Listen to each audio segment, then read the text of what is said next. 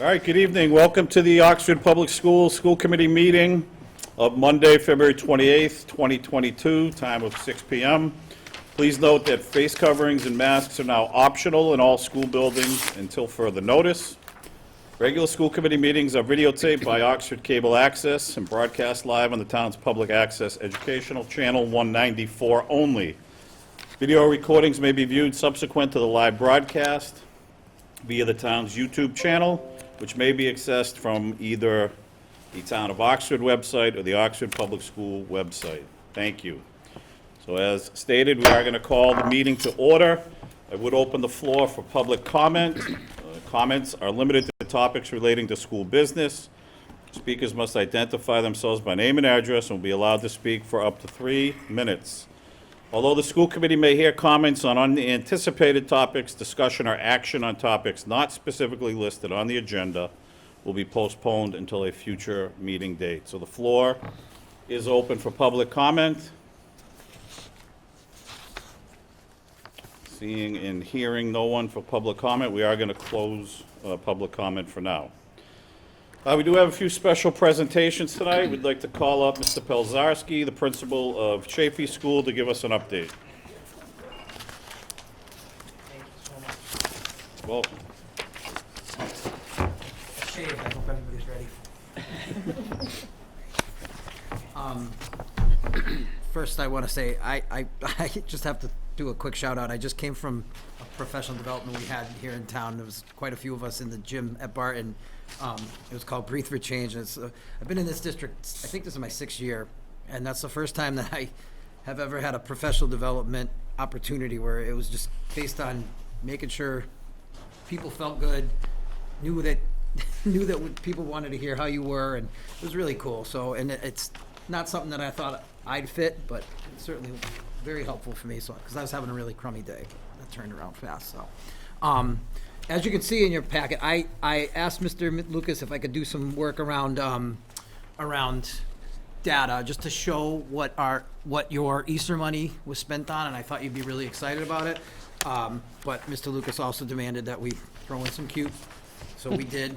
And thank you, Helen, as always, because I just sent her a bunch of pictures, and she took the time to put little arrows next to things and make them look really nice, and I really appreciate that, because I wouldn't know how to do that if it came down to it. But so you see a lot of what we're doing at the school and just some cute stuff. You see some STEM activities with our Valentine's activities. Like I said, we had over 700 bags that we did with the 365Z. We didn't just produce those, but we helped a great deal of that. And members of our team helped to organize that and put things together so that we can drum up support for that. So obviously that's the fun stuff. Tons of stuff going on. I just booked we do have a presentation. A lot of families had asked for it, and we're gonna have to pay for it out of our own budgets at Chaffey, but it's called Parenting with Love and Logic. It's coming back. We've had a lot of requests for that. It's basically a 7 session parenting course where parents just learn how to not argue with their children. It doesn't matter what age group too. So we just locked in that. So that's hot off the presses. I'm really excited about that. We continue with all our kindness assemblies. I can't wait to have our regular assemblies back. We're excited to have the opportunity to have bingo for books again. That's always a big hit. We just love those. Our May activity is a big one. It's probably going to take place in April because we're trying to do an outside component with it, which is our family fun night. If anybody's familiar with Chaffey in the years past, that's pretty epic. And if they'd let me, it'd go on for days, I think. So our assistant principal got our fast athletics up and running. Loads of 100th day events, as you saw. The parades were going through the school. A lot of great things happening over at Chaffey. We had our first official walkthrough with the district where the leadership team came through. I was so proud of my staff and my students that day when the crew all left. The feedback was great. Room for growth, but a lot of really positive feedback from the professionals that came through. And it was just really, it was really impressive to see that, other people noticing the hard work that my teachers are putting in and my staff are putting in every day. If it's all right, I just spend a few minutes on some data, and I did bring some other stuff in case you had questions about what actually Dibbles does ask and what actually does iStation, iSIP, test, but you know, just to jump through, if you look through, you're gonna see a few reports, and I have it listed, I did mine backwards, so, but the first two reports that you have are Chaffey's reading and math, and that's just the January highlights. It doesn't show growth from where we were in the beginning of the year, and that was because we tested the iStation requires, if you test a kid in a different month than the month that you tested them in, it changes the dimension, so it doesn't really give a full excerpt of what the data would be. So we did different groups because we didn't know. So we tested kids in September and in October, and then we realized afterwards that it's not apples to apples at that point. But you can see, obviously, you guys are all going to tell me in a minute, and I'm going to agree with you that there's obviously room for growth. But right when you look at my second grade reading, and you look at my first grade reading, and you take 60 and 25, that's almost 75%. We're really almost at the levels that we want to be at for first and second. My kindergarten's the same thing. Obviously, my goal is 80%. Mr. Lucas has signed off on my goals. I reached high, but 80% at or above in the reading levels, proficient or above. And so I've got some work to do. We've got some work to do. But obviously, the next page is our math, and I'm sure you're wondering. Those are pretty concerning. So you only see 47% in the green at second grade, 57% in the green at first grade, and obviously. We believe we can do better. One of the things I talked to my team about just last week before vacation was, where are we going to go with this? And that's one of we've got so many interventions in the English language arts and the reading levels that we really are going to have to need to start looking on what can we do to focus on some of the more the growth in math. And so that was the hot off the presses conversation we had right before vacation. If you come to Chaffey, you see that we have data walls. Mrs. Trainer set them all up. It's pretty intense. Each kid has their own card, and we get a chance to really see the kid. They actually have their kids' pictures on them. We keep them private, obviously. And you can see where the kids are and what their interventions are and what areas they need of needs they have.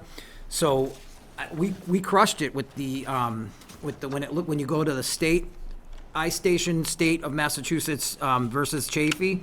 So I feel pretty confident in that. You see how many kids we have in the green there. That's the next two reports, both reading and math. You see we had 66% in Tier 1 in reading, and the state average is only 49%. It's pretty impressive, so we're excited about that. And 27% in Tier 3, where Chaffey only had 14% in Tier 3, which is, obviously we want our red to shrink or green to grow. And then the last report is the one that you're probably most familiar with, most comfortable with. That's the Dibbles. And, that's one that I'm really excited about because you're going to see some great growth. 44% at or above benchmark at the beginning of the year to 53% at or above. Now, don't forget, I want 80%, so I've got some ways to go there, but I'm still excited that we made that much growth at middle of the year. Still a ways away from my personal growth goal of 80%. Not saying it can't happen. It's just going to be a very difficult dig for the last quarters. And I'm sure you have questions. I can help dissect it. In these reports, as Dave and I discussed last time, they really can dive down for a teacher. I don't know if you're familiar with iStation. You can really jump in there and take a deeper look at what areas the children are functioning at and where their needs are. And that's where Mrs. Trainer and my intervention team have come in and just been working with kids to really reach them at where they're at and push them to the next level. And we're seeing that growth. And I think the end of the year results are going to be even stronger. Questions from any board members? Yes. Griffin? So I know that the Dibbles data has gone home for students. I believe it was Dibbles. I could be mistaken. Has iStation data gone home? It should have all gone home with it's in probably the lost reports, but we don't send home. We sent them home at the end of the quarter, the same reports, but the Dibbles and the iStation. Okay. So it was at the middle of the year, at the last report card. All right. Yep, I'd have to check to make sure, but yeah, because we have very parent-friendly pieces I just to don't this. recall seeing iStation, but I could totally be mistaken. It could be. My ink I toner do would would definitely tell you that we did some serious printing. Yeah. So, yeah, because it's really important to send the colors. It just gives indications that, we keep it down to one page on each front and back, but it's pretty important. But yeah, I'll have to triple check, but I'm pretty sure that. And it could be my oversight too, Yep. trust me, things get lost.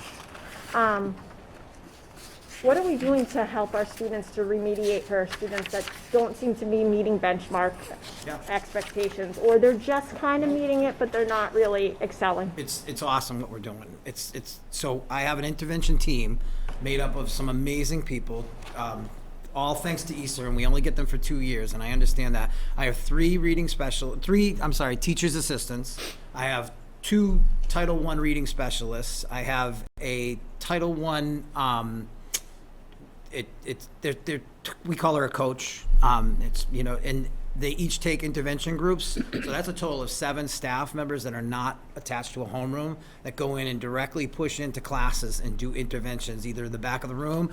We tried it at the beginning of the year in the back of the room just to keep it really tight so that we could have it. But what we found was September might need one thing and Helen might need another, and you're in different rooms, and we want to work on that one thing with you guys. So we're going to pull you in the hall really quick, 15 minutes a day, give you that double dose, and then get you right back into class. Ideally, they'd both be in the same classroom, but with 7 classrooms across the board, it didn't work out as ideally. We didn't have the same fit. We were able to do it for the first quarter, but after that, it didn't mesh. But that's what we're doing. It's intense. I beg you to come by and see it. It's amazing how these guys come in.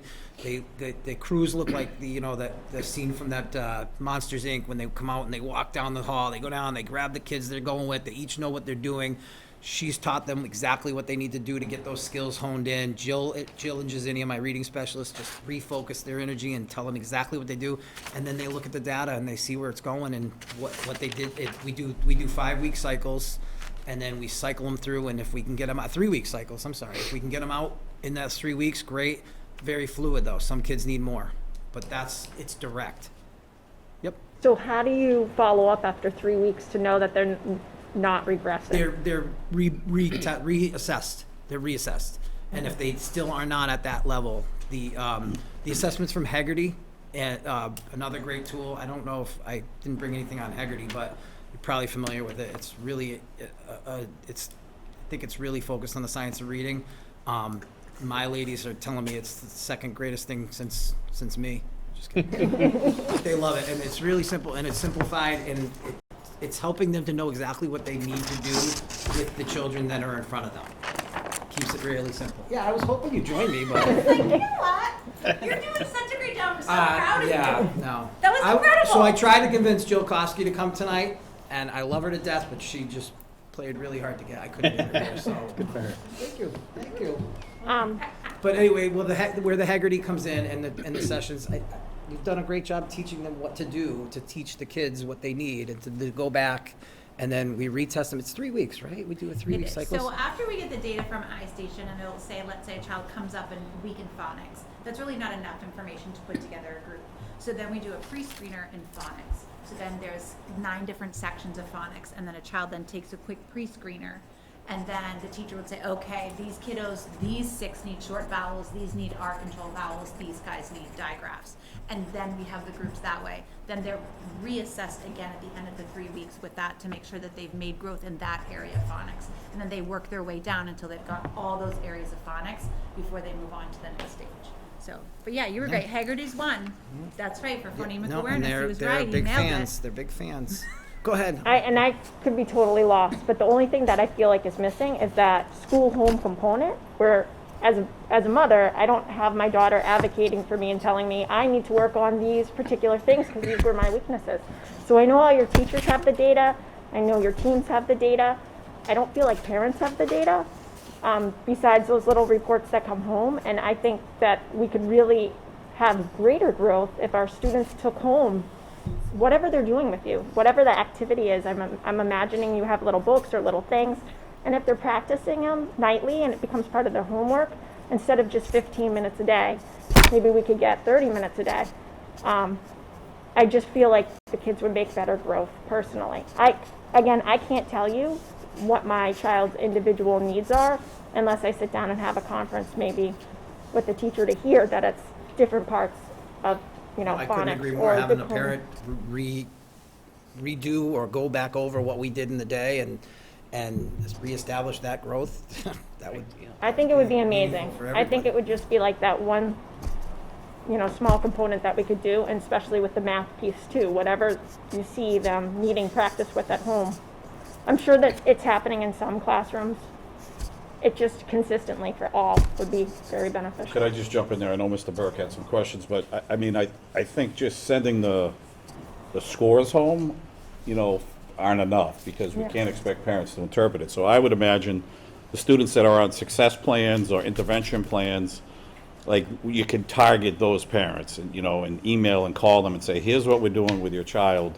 Here's some things we recommend at home. So really kind of just specifically targeting, because it's, you get stuff as parents and you don't, we're in education and sometimes we can't interpret what comes home. So I just think targeting, it's nice to have scores. So I wanted to ask, I know in our district we use STAR, but what we're doing is we're putting the, not only the MCAS scores, but the STAR scores in like the historical grades. Power school, that's Power that's school. our goal. So is that, if Katie can look to store that all in there, because then you can just simply go in and you That's a can goal see. for every year. Just for quick across the shot board. data So right when a away, kid like, gets to here's- 11th grade, you can look and see an entire Exactly. year, Yep. decades worth of growth. So it's definitely, we have it, it's great, Yeah. we've been uploading it the last two sessions we've had with the MCAS score, so it's great, quick I know. data, and then you can dig deeper if you have to, but.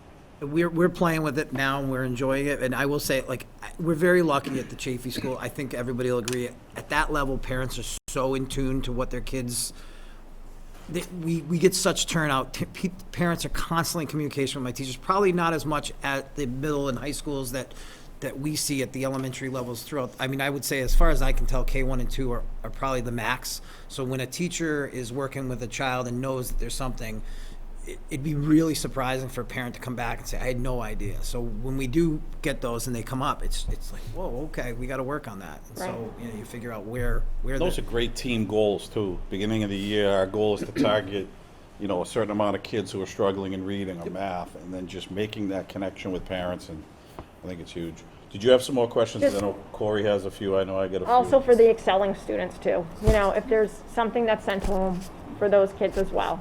I just think that I know we kind of pulled back so much the reins on far as homework went, and I just have one lens, and it's. No, there's sections of kids. I mean, you remember when your babies were going through. Yeah. We have those same type of groups where we're trying to make sure that push the kids that need to be pushed even further than even just green isn't going to be your final Yeah, and I score. saw the green just grew just a teeny bit in some areas where, it's like 1 or 2 students possibly. I don't know, because I don't have like all the numbers to figure out like how many students bumped up, but I feel like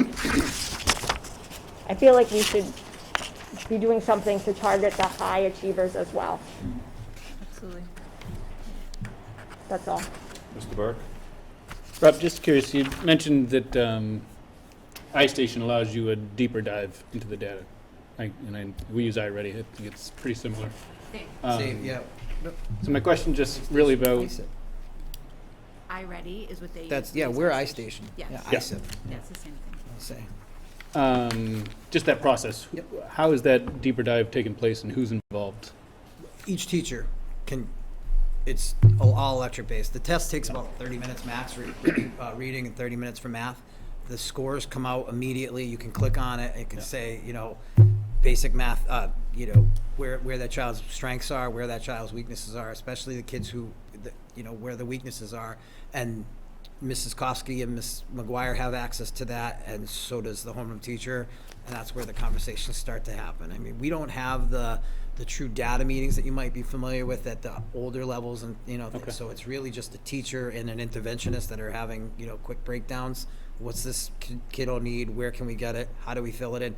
Last year, if this was the question, what's this kid need? It was the homeroom teacher was the only show in town. Yep. With maybe you got someone who was an IEP. Our goal is to keep those numbers low and to keep pushing these interventionists in and doing the work that supports these kids there. So it's working. Typically, it was myself, Jill, and Bill Kofsky that went through the work, and at Chaffey to go through, and then, because the teachers don't have as much time to go through everything in Dibbles, everything in iStation, because it takes time Yep. to go through each one of those. So then we created the little card, and then we wrote the information on the cards in green. So it would say phonics, green on Dibbles, yellow yellow on iStation, and then there would be a teacher recommendation. Based on these two, they're not exactly the same. Do you think this child needs? Then a teacher recommendation would go in. So then all the teachers were then brought in. And then they looked at all of the data for all of the kids, and then they helped also with the group making to determine, yes, this child, there's something up with phonics, please screen them, find where the issue is. So it was really, two of us It's at pretty first, exciting to and see then too, the when you teachers look in, see it when you after go we into that do room it. and see Yeah. each individual child labeled out there, and it sounds like, but we're saying this is where this one's strengths are, and this one's where we can work on them, Yeah. and they won't stay there for long. The goal is they all just start moving, and what one strength is, another one might have a weakness in. Awesome. Thank you. Anything else? Just have a couple quick ones. So with iStation, so when I'm looking at when I'm looking at tier 1 and tier 2, where is the benchmark? Is the benchmark green? Is the benchmark Well, green and yellow? Is it a for common- me, it should be green. I want above, at or above. Right. Yellow is tier 2, so I wouldn't call it a warning, but I'd say that child's in need of some service. Right. So we typically we celebrate our greens, but we kind of monitor our yellows and make sure we're dosing those yellows to make sure, Right. and reducing the yellow and growing more green out of the yellow. Okay. Especially some of them could be right on the cusp, but. Yeah, because with STAR, it breaks it down into, meeting benchmark, and then on watch, and then intervention, then urgent intervention. So we kind of breaks down into 4. So I guess my other question then is, so when you take iStation and you compare it to Dibbles, I just did some quick math here. So I looked at just the greens that you got in Dibbles, and that averaged out between the 3 grades to about 66%, I think, or somewhere Okay. in there. But then when I look at Dibbles, beginning of the year, in this, I combined green and blue, because I'm assuming that's kind of the That blue's MCAS. above, yeah. Blue's Yeah, above, so yeah. that would be benchmark. And that was really only 44% beginning of the year, and then 53% at the middle. So that's like a big, what's the difference? Like, what have you guys noticing in the Exactly two? 44%, yeah. We had 44% at or above at the beginning of the year. Beginning of it. So there's good growth there. I mean, you went up to 53. 53. My question is, when you compare that 53% to the average, it looks like 66% if I did So it's 68, 58, 65, and 73 for the 3 grades. What's the big difference in the tests? Like, that's percentages skewed. And again, I'm not being critical, No, I'm no, just, it's- it just No, it jumped is. out at me, funny. like, We what's noticed the? that right away as well, Yep. when the data came out, that we were like, and I, So we triangulated it with the third party, and that'd Yeah. be the classroom teacher. yeah. And then we did find that. So was it the same, like, formatting of the test? Was the test different? Was it delivered different? Was- Different, so Different Dibbles requests. is delivered one-on-one. So it's a teacher and it's a child, and the teacher holds an iPad, and then the child reads off a paper, and the teacher taps along of what they get correct or not. iStation is done completely independently. So what I actually expected to see was the reverse. The reverse, right. And so I personally think the iStation testing is significantly harder than the Dibbles testing. I'm also not a first grader, so I can't really Yeah. speak to how the kids feel about that. But I was very surprised that we have the results that we did, the Dibbles testing, and I was fortunate enough to get to help out with Dibbles testing. So I worked with a lot of first graders delivering the test, and it was surprising to me the amount of struggle that the kids had. And once you complete one sub-test, if you do that at grade level, it kind of drops a couple, then you just have a couple more to go. And almost every child was coming up having to do the additional sub-test, getting green on them, but yet it kept coming up, which was shocking to me. When we score them, they come up. And then on Yep. iStation, it was the reverse. It's Yeah. a strange anomaly that I really can't get that the harder tests the kids did better on, but I think it has to do with the additional sub-tests that are within iStation. There's a fluency one, there's extra pieces where this is oral reading fluency, where the child is reading aloud to you and you're timing it and doing a running record, so to speak. But iStation, I don't understand how they do their fluency because the child is not reading aloud. So I think there's a discrepancy in what fluency means to both tests. And that's my prediction as to where the issues And they come do out. have a section on that. We don't use the oral reading fluency on the iStation, right? Where they read into it, I don't think. Right, but they yeah, still get a yeah. fluency score. Yeah, so they get a it's very fluency score, strange- but Yeah. A strange setup, but I noticed that as well, and I expected the reverse. we thought maybe So- the masks and the teachers reading through the masks and the testers, but we can't.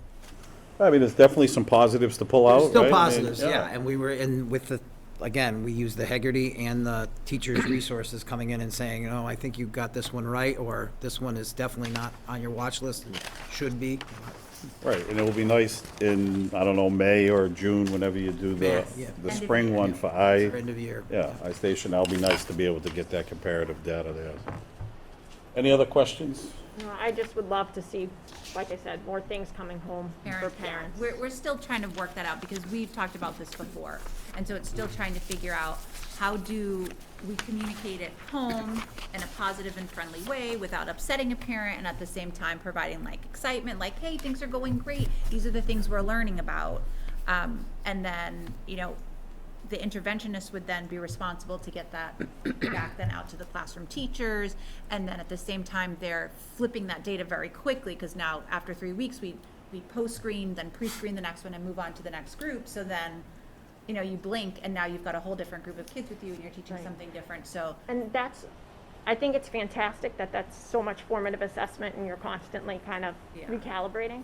But if you're flipping groups all the time and you get different kids in, if it's not the same person working with the same student, sometimes they're starting from scratch. They're not necessarily making that same, the new teacher might think they're making growth, but in reality, they might be staying stagnant. Right. That's why I think it's so empowering to have the classroom teacher own the data, drive the data, understand the data, and not just these other data teams that are like pushing in. But I think it's powerful steps in the right direction, but leaving parents out is a huge piece to the equation because parents are the ones that really remediate their children at home. There's more time on learning, individual, one-on-one that can happen with a child at home than in a classroom any day of the week. So if parents kind of get the data at the end of the year or in the middle of the year and they're kind of shocked by it, but they don't have tools to remediate their child, the child could come in the fall further behind. Right. And we're always chasing our tails. So I think the district's got to get ahead of it and really empower parents. That's the missing piece to the equation. So I'm just advocating for that in the future. I know, as a parent of 5 kids, it's hard for me to keep on top of things. Some parents have smaller families, but have more demands than I might have. So parents just need to know. And that we should never be concerned about making them feel concerned about their child. That parents want to be concerned. They want to be concerned in a happy way so they know how to help them, as opposed to finding out when their child's taking MCAS in 3rd or 4th grade. They don't know it anymore. They can't help them. It's no longer learning to read, but they really need to read to be able to understand the content, and then we're too late. So So I think it's Yeah. something that maybe we can ask the superintendent just to put it on for our next admin meeting, really just talking with the principals about, at least initially targeting those tier 3 interventions, like those, success plans or intervention groups, and really just making sure, to Pal's point, we're informing parents, here's what the data's showing us, here's what we have in place, here's some things you guys could be doing at home. I mean, I agree with you, the more we could get parents in the loop, the better, for sure. I Right. mean, it's a win-win, but I think we start there. One thing I would suggest, this is the first year with iStation, right? Did you guys use it a We little used it last year? last year, Okay. but it was but remote. not for this. Yeah. Yeah. So, I mean, what you could say is, this is really a trial year. This first round, we did a trial. Maybe a letter goes home from the super or from, each principal. Here's what we did. It's a trial in the fall, or it was a trial in the fall to the winter, but then we'll be able to give you some, some concrete data at the end of the year. I know it's not ideal for all, but I mean, we have information where we can target those parents now with the intervention piece. I feel like anybody that's a tier 2, tier 3, the parents should be well aware that Well, their those would be child- your, those would And be they, your and they intervention are. piece. I mean, that's where the I- classroom teacher is responsible for constant communication, and we're pulling these kids along. Most parents are very helpful at this age and want to Yeah, help, and and we I just think- have to give them the tools. Yeah, and I feel like we'd be hard pressed for every parent to be able to dial in and say to you, I know that my child's tier 2 or 3. Like if Right. we did a survey tomorrow, I guarantee most parents would not be able to tell you what tier their child is, really and truly. And I feel like that's the missing piece. You know, you've heard the acronym before, DRIP. You know, we have data, but data, and we can be data rich, but information poor because the right people don't have that data. But it's So- also gonna be, it's gonna be more than just tier 2, tier 3. It's like, here's the skill areas that we're working on, right? Because we don't want to label tier 3, Yeah, I would tier never, 2, I because would, what does I that would look like? think it would be, that would It be a needs to hard be really conversation. specific. Be We're working very on- specifically where, Exactly, what skill areas? But it shouldn't be a That's hard what- conversation, though, I No. feel, for parents to know that their kids are at different tiers. That's part of the transparency of teaching. When they get MCAS scores, it's gonna be very transparent that they're either in, you know, meeting expectations, or they're warning, or needs improvement or something. It's either we're forthcoming and we're upfront, they're gonna catch us sooner or later. I feel like we could either be ahead of it or behind it. And so I think you guys have done amazing, amazing stuff. It's just, I don't know that if every parent really has that understanding of Yeah. what's happening. That's all. So we can put that on, we'll ask the superintendent to really kind of talk that up at the next admin meeting, really just having a kind of a plan of reaching out to the tier 2s and tier 3s and really being specific. And I agree with you, Tara, you want to kind of put a positive on the not so great, but, you know, to Pal's point, we really have to be specific, because now's the time to capture the kids when they're at this age, so that as they progress, those skills are improving. Anything else from Mr. Pelzarski? I know we have Ms. Trainer up as well. We can just shift to her. Maybe Rob will stay to support her. yeah, well, I mean, Yeah, you can stay. yeah, I'll hang All out. right, Okay, that'd be Tara, awesome. you're up. I know we have All a right, what about topic? curriculum, What do you wanna talk about? curriculum update. Anything you want. Anything you want? Google. You want? That's nice. Okay, so we, an update on Esser Funds, and it says Title 2A fund purchases, things like that. So Title 2A is professional development. So that allows for us to have professional development people in. It also allows us to purchase professional development materials that go along with something that our staff has learned about. And then, of course, we have our Esser money. For our update, overall, we're hoping, keeping our fingers crossed, that we can continue to use our Esser money in the same way that we used this year. So we are actually hoping to keep all of our year 1s and turn them into year 2s. That's our biggest ultimate plan. Keep class sizes small for another year, keep our interventionists for another year is really a big piece of, you know, DESI's giving us a 2-year recovery pathway. And we've got an awesome start to year 1, and we want to continue that for year 2. So that's where a lot of our Esser funds, we're hoping that's the direction that we're going to be able to go into. And I'm sure Justin can give you more information, detailed, specific, if you needed that. In terms of professional development, we are looking at, well, we brought in Breathe for Change, which is a company that comes in and helps with teacher well-being, and then helping the teachers to then help the students' well-being. So like Rob said, today we were at a PD for it, and we learn how to, we learn different techniques that we can try with students in the classroom. So we sat, and it's called an ABC group. And I can then- transfer them at a school level, like just building based, start off the day with an announcement like that, and it was just really positive. So we just have like an ABC activity that we participated in. We did a shredding activity where like you write down a barrier that you're struggling with, and then you shred it up. And then we did, you know, these other pieces. So everything that we learn about how to do that for ourselves. So we practice with ourselves, write down something negative that clouds our That's holding you mind, back, or- and yep. that's holding you back, and then everybody shares in your group, and then you shred it in this thing, and now it's over, now it's gone, you don't have that barrier, and like working towards those pieces, and then how that can be helpful for students, you know, doing that before a test, doing it before something big, doing it for the first day of school, last day of school, big changes, things like that. So that is where money is being sent. And what we wanted to do was do a train the trainer model. So we have 8 staff members, which was shocking to Mike and I. We thought we might get 1, maybe 2, that have agreed to do a 200-hour training outside of school, which 200 hours is a lot. That's giving up like 15 weekends in a row and doing Saturday, Sunday workshops.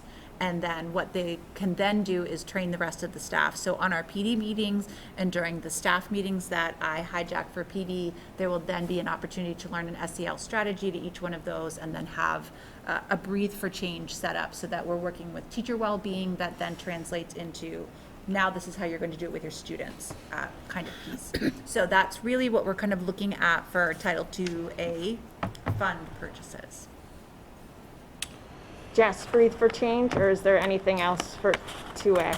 For professional development, we are looking at, well, we have a DEI committee, so we also are looking at adding more equity opportunities in education. The administrative team has just gotten we've gotten a new book to follow up the original book that we read. This is trauma-informed instruction, so how we can help our students that have suffered from trauma, but that's really all of our students. It's a very unique way that the book is written, that each one of us come to the table with something, and therefore how do teachers approach these kiddos. So really looking at equity in education across a trauma lens and how we can best support our kids within that space. So that's something else we looked into. We had a presenter, Mirko Chardin. He came in, he wrote a book, Equity in Education, and he was one of the options that teachers could take on our PD day as well. And we have a book group that's reading his book. There's 8 people within that book group. So we've got a lot of pieces. Our big centers are around equity, are around SEL strategies. We've talked further about wanting to create a bigger SEL component across all 4 schools so that it looks identical. We're talking about adding in, an acronym and a piece that that unites our 4 schools, so that if I behave in one way at Chaffey, that's how I behave at Barton, it's how I behave all the way up to the high school. So we're looking at those big components and those pieces there. So we're looking at an SEL setup for the next couple of years with the Breathe for Change piece, and we're looking at bringing equity in terms of just the diversity with our students and the just trying to help all of our students be at a good place so that they can learn. Any other questions? I do have a cup. Oh, go ahead. Wow, I feel like I've talked a lot. I can go after you. No, go ahead. I defer. I can wait. So I hear the SEL and the equity and diversity, and I think those are key components. But I also know that our students historically have had a lot of deficits with math and with reading and writing. I know that we're doing some great things, but I'd love to see, if we're working with our SPED department to kind of come together. We have these funds right now to train our teachers in certain types of pedagogy, not just the social emotional diversity areas, but other areas that are going to accelerate our growth. And I'm concerned that we're missing an opportunity here to train teachers potentially in like Orton Gillingham, or formative instruction, or other things that like really and truly, when you have a gift of money that is this substantial, that can make a difference and pay dividends for generations of students. And I'm very concerned really with the Breathe for Change. I think it's great. I think it sounds like a big ticket item. And I can see Orton Gillingham training for X amount of teachers. And again, something like that going further. I know that this is your vision and the vision of our superintendent, but I want to see more things that center and drive around instruction, not just the social, emotional, and diversity piece, because our kids are not making the grade historically on MCAS in this district. And I feel like that's where we have to go. That's just my feeling. It's very uncomfortable for me to say that. So I'd love to hear, like in a future meeting, what updates we have for that vision. I think it's hard for you coming in here to a new district without kind of, taking a year or so to feel things out. So to hear that the things are happening that you're thinking, okay, maybe 2 or 3 years for the SEL or the equity diversity, that sounds like a really long time for me to hear that we would spend that much of our focus on that. And I would love to empower our teachers maybe where, and maybe you've already done this, but they come to you with proposed ideas that are vetted maybe in the central office. But with an action plan, like when I work for my first graders or my second graders or whatever grade, I see these deficits, I see these concerns, I want to work on this for PD, I need training in this particular area. And then if we could give teachers mini grants, something for that particular 2A funding, I could see that kind of lighting a fire under teachers and empowering them too. It's a lot of work. That's just one suggestion. So it's sounding like that, they have, the equity in the SEL bucket, you're looking for like an instructional bucket, right? Which I think we're all, aware of the fact that, coming back and hopefully getting to an endemic here, it feels like we're close. But there was a lot of social emotional support that needs to be there, and that can be sustaining, because let's face it, pre-COVID, social emotional learning was desperately needed, and it continues to be, so it's good growth there. The inclusion piece, is a big piece, but I think instructional, I think maybe now we just ask that the vision start to create like a third bucket. So I guess one of my questions for this Title IIA money, have you done, and forgive me, sometimes I get my district and here confused. okay. Did we do training on iStation? Did we have training on that? Because I know I'm thinking of the STAR reports, and I'm looking at hundreds of reports. Like, It's not has as there been cumbersome as training that. has there been training that has come in to educate our teachers on how to be able to track all this data? I mean, it was great that you went in and color-coded everything, but there's got to be reports that you can just click, and there it is, proficient in this, or, based on standards, like, I know we have those reports at STAR, so I know I keep talking, so let you answer. Has there been training on iStation? Not as far as I'm aware. It was brought in last year during the When we were in shutdown At-home mode and, training. yeah, Like, I and not, can't yeah, come up with in the words. remote world. And we brought it in Yes. so that we had something a tool to assess kids from home. But as far as training, there's not a lot of top-heavy training involved in it's, But at least being able but to. to read the reports, Yeah, there's get in, definitely, read the you reports can benefit from that. so that each teacher can become their own little mini expert on it, or at least have the opportunity to have some professional development on it, so that it doesn't fall all on, the curriculum coordinator or the principal. I mean, everybody should be part of that, but I think that would be, I don't know how much money is left in Title IIA, and does it have to be spent by the end of the year? I forget if that rolls over or what. But if that's something maybe that you could look into for the spring or the fall, Absolutely. or, I Yeah. think that would be good. And I guess my question about, and I think the Breathe for Change can be, I would love to hear the plan long-term for it, because it sounds like it could be really good. You said it's really intense, so there's 8 staff members, a lot of time. But I'm looking at, is this just one installment of a payment? Because that's pretty cheap. Yes. Oh, that's just like a monthly payment, or? No. So the whole cost was $4,995. That is the full day of PD plus 2 people being trained.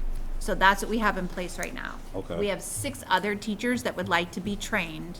And so we have not spent that money, nor have we gone forward with that yet. We are looking at it, and we were making sure, do we have the funding, and is this the way we're going to go?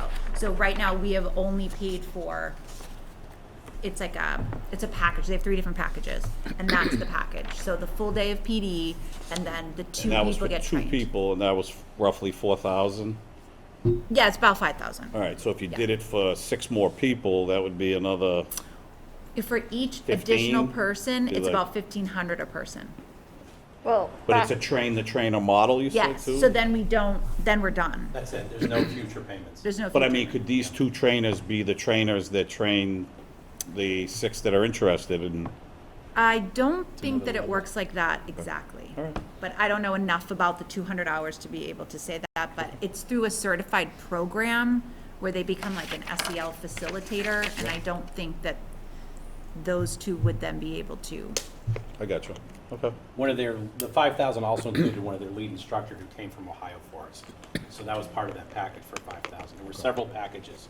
The 5,000 was the cheapest one, and we figured it would launch us here and get us started and see what the reception was from our staff and our faculty. And it was overwhelmingly positive after the PD day, so. So the other 6 are kind of on hold now? You guys Yeah, gonna it's make just a on decision? hold until we just get the feeling, Yeah. what your feelings were, and just we just wanted to know, like, what was the overall feeling from staff, which we do have the ratings, I have the data for that, and then just the overall setup. They were coming 4 additional times, so today was one of them, then there's 3 more times, and there's about 18 people signed up, teachers, and that's to participate in an activity, not to become a trainer, but just to take it back to our just to schools, do that a was our PD, goal today. just to was- like do a It's- PD and to- enjoy it. It's huge. Yeah. I mean, it's great. That's an awesome opportunity. I mean, if we're not taking care of our educators, Right.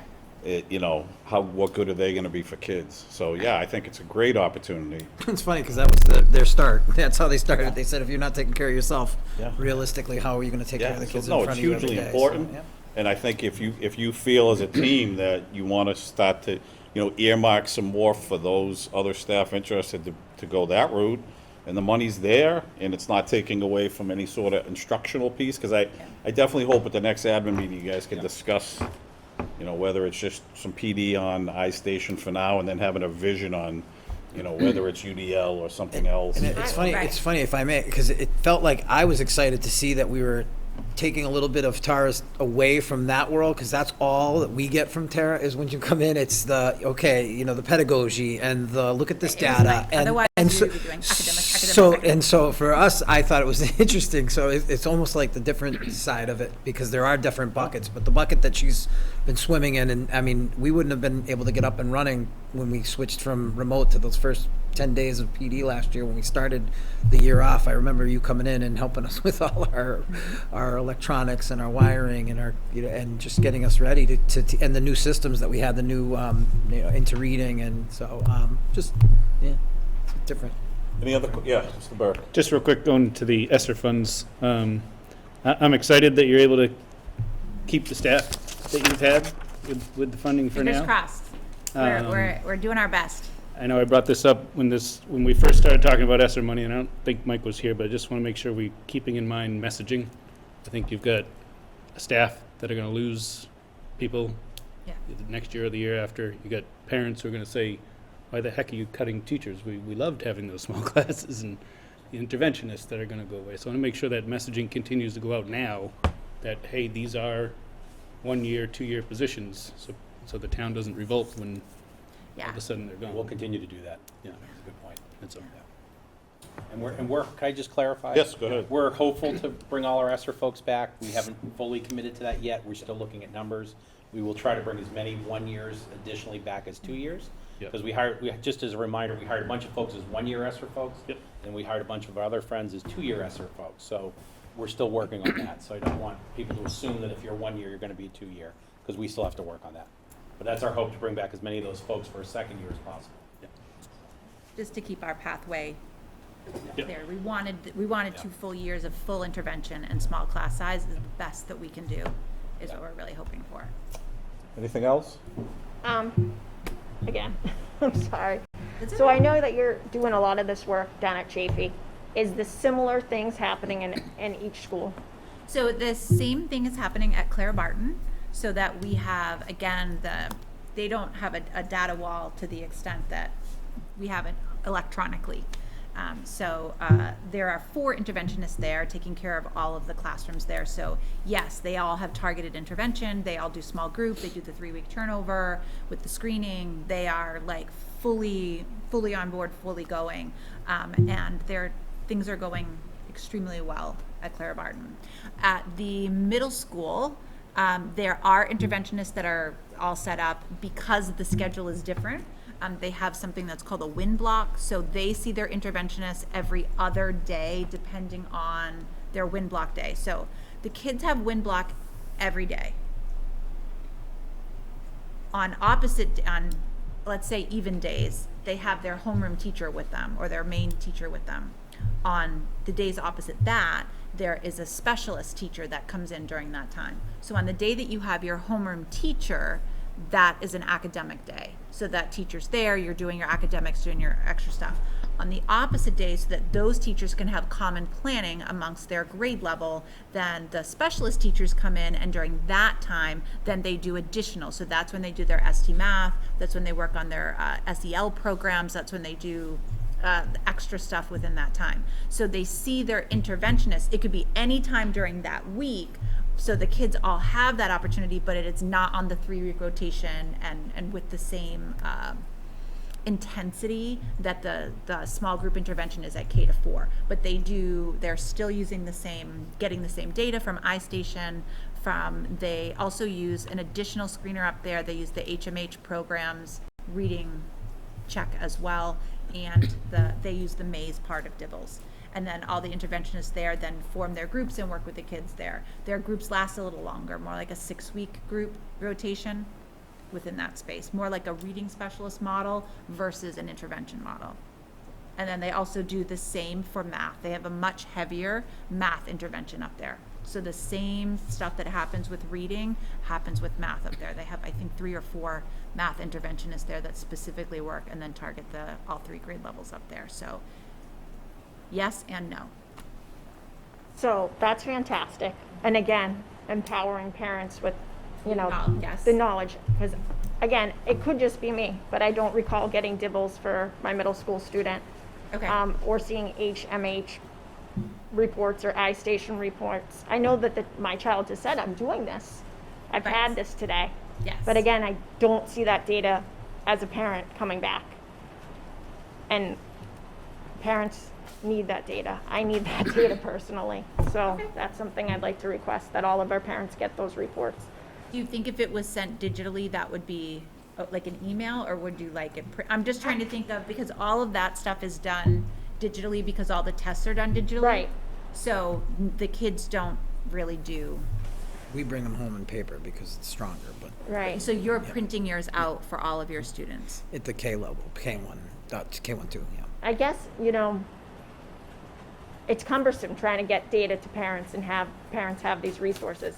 A survey, I guess, could go out that says, would you like it by paper? Would you like it electronically? And unless you feel it's easier to just Yeah, disseminate one or it the in other would one be way. better, but probably paper. I see what you're saying in terms of paper is then, it's in the parents' hands. And I just wonder if some parents are able to access stuff electronically because they have the means, and some families might not have access to a printer or to something that they need to access it. But I think this is fantastic, like this model's in place. I want our teachers more, it sounds like, more involved. I think a lot of you that are doing all this wonderful stuff for the interventionists, you guys are doing the legwork, but like Mr. Burke said, we have one more year of this, and we got to start making that transition where our teachers are empowered to do this in themselves. Because in 1 year, we're, it's sink or swim. The teachers either have to do it or it's going to be lost. And I think the parents getting on at the same time would be super beneficial. So I think we made tremendous growth in this year. You've done amazing things. I'm very, very grateful. And I'm excited to see where we go. And, cycling back with the Breathe for Change, I think it's great to hear that there's 18 people involved that came to one of the trainings, and that there seems to be like 8 people potentially. But I feel like it's a lot of money. And so when we're investing that much money, I would just like way more people to be involved. I don't know how many teachers per building off the top of my head, but it seems like a very small fraction of even one building, let alone the district. So it's hard for me to see how many people are we really touching with this, and like, what are those people really gonna do?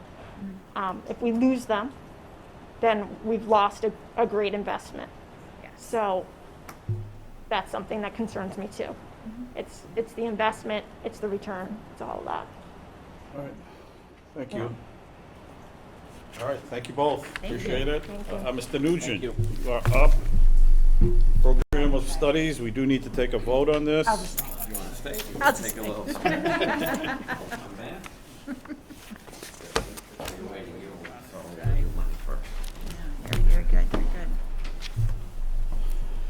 Okay, good evening. You have in front of you, in this portion of the meeting, a more robust, healthier, user-friendly program of studies that we're proposing to you this year.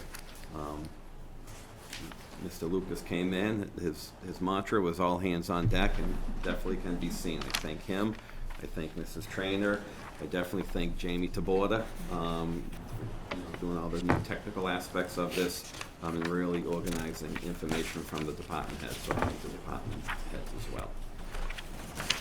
So the first proposed updates on your little cheat sheet here kind of just goes through the, why it's a little more accessible and readable and user-friendly. So I certainly don't want to take a lot of time on that. The crux of it is our course and requirement updates. After I speak and answer all your questions very proficiently, Tara is going to talk a little bit about the three new courses that we're proposing and we're very excited about. So first, we're looking to kind of rearrange the sequence of our science courses. We'd look to start with offering biology instead of introductory physics, and then turn physics into an honors level course for juniors and seniors. This kind of coincides with a lot of other SWCL schools, and it's a conversation we've been having with the Department of Science for quite a while. 9 out of the 11, there are 12, we're the 12th, so 9 out of the 11 SWCL schools are bio first. That does include Millbury. Wachusett is still physics first. Algonquin is bio first. And Tantascwa is physics first, but they do offer freshmen the opportunity to take honors biology. We have quite a few upper-level science courses that require biology for a prerequisite, so this is going to allow sophomores to take more electives and some AP courses a little bit earlier. And also MCAS. The retest for the MCAS, for some reason, has always just been biology. So this kind of would give our students who struggle with the science MCAS the first time around an opportunity to take the same test instead of taking physics and then biology. The second request is we want to pull the reins back a little bit on our world language graduation requirement. Right now it is 2 years. We're looking or requesting that we pull it back a little bit to 1 year. This will still expose all of our students to a foreign language, a world language, sorry, and also allow students who want to take more than 1 year and also going on to a 4-year college to still take those. But those students who struggle with their native language, after their 1 year, they'd be able to explore different electives to prepare them for their goals for after high school. That's basically, the crux of the two major requirements. I will say one thing that is not in on the cheat sheet is that much like algebra and geometry, where we offer A and B, we want to do that for chemistry as well, because we will have sophomores, a younger group, taking chemistry. So be able to offer a B level where, the same standards, just a little more in-depth, more of the important standards. That is in the program of studies, but I did not put that on the cheat sheet. Questions? I do. Mrs. Forbes? I would just like to start with the world language piece. And I'm curious to know what the thought process is that we'd get rid of that second year, because didn't we just vote that in a few years ago? So that was put in by my predecessor, and I thought it was a lofty goal at the time. I think it was just mirroring the Mass Core requirement. And, I was just looking that up. Right. that's why I petitioned for the 8th grade to be able to take the first year, so to Right. make sure. Right. And that's working well, but I do see that we have some sophomores and juniors struggling with that. Currently, we still have 22 juniors currently taking their second year as juniors, and we have about 15 juniors just taking their first year. So we certainly don't want to get rid of it because we feel it's important, but just to rein it in a little bit. We're able to offer live Spanish 1 courses last year for the remote students, but we had to go through Edgenuity for Spanish 2, and that really wasn't as successful as we thought. So do we have a teacher now who can teach Spanish 1 and 2? Yes. Okay. Yes. I'm just saying there's some of the older kids are a little bit behind Okay. because of COVID and the remote. Right. So is that something that when you say you have juniors, 12 juniors who are in their first year, isn't that something that guidance perhaps could have suggested freshman year, sophomore year? They've had, essentially they're in their fourth potential year for that Yeah. world language. Absolutely. I don't have the specific 14 or 15, but some of them have come to us late. Some of them are taking it for the second or third time. We did offer Spanish 1 over the summer. We had just a handful of kids take advantage of that. And it was guidance suggestion not to go to 0, is to go to 1, because in their experience, they found that, a student, maybe freshman or sophomore year, did not want to attend a 4-year college, but by junior year, end of junior year, they did. If they have that 1 year under the belt this senior year, they can focus on that second year and still qualify for a state college. And we do see that some of the private colleges are kind of not so harsh on their requirements, especially with the SATs and the foreign language. Right. The Voc schools, if a student doesn't take a foreign language, they will allow them to come in if they take a 4th year of a science. Okay. Next question, same subject. What do other schools in the area do? Are they all requiring the 2 years? Are they backing down to 1? So we have currently 5 of the 11 schools, Swickle schools, requiring 2 years. 1 is requiring 1 year, and then 2 do not have a graduation requirement. Millbury does have the 2-year graduation requirement. Wachusett does have the graduation requirement. Algonquin does not. Okay. And then I guess my last point, really more of a comment than a question. I hate that students are failing it, but I hate it even more that they're failing it, so we're going to drop the requirement. I just feel like that's us backing off. I struggled so bad through Spanish 1 and Spanish 2, and I made it through Spanish 4. So I hate to see us drop a requirement that I personally feel, we just voted this in a few short years ago because we didn't feel that 1 year is really enough exposure. That first year of Spanish is brutal. Nobody really needs to know the colors and the classroom furniture, but there we are. But I feel like you get better as you go, like with anything. And to drop the requirement because our students aren't performing the way we would like, I feel like it's a little faulty on our part. Is that just to interject, that's not the reason you're proposing to change. You didn't come out and say that. No, but it is because juniors may be taking it for the second or third time.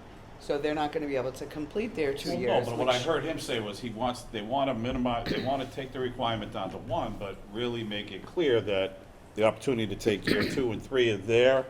And if you're going on the college path, because that would be the thing I'd say, if we should make a note of that in there, like, 2 or more years is gonna, whatever. However, we could talk about that, but I just wanted to jump on, and I hate to interrupt like this, but Right, no. I don't feel like they said that's why they want right, to. sorry. They want to provide opportunities for kids to explore other avenues who aren't strong in their own culture, language, in English.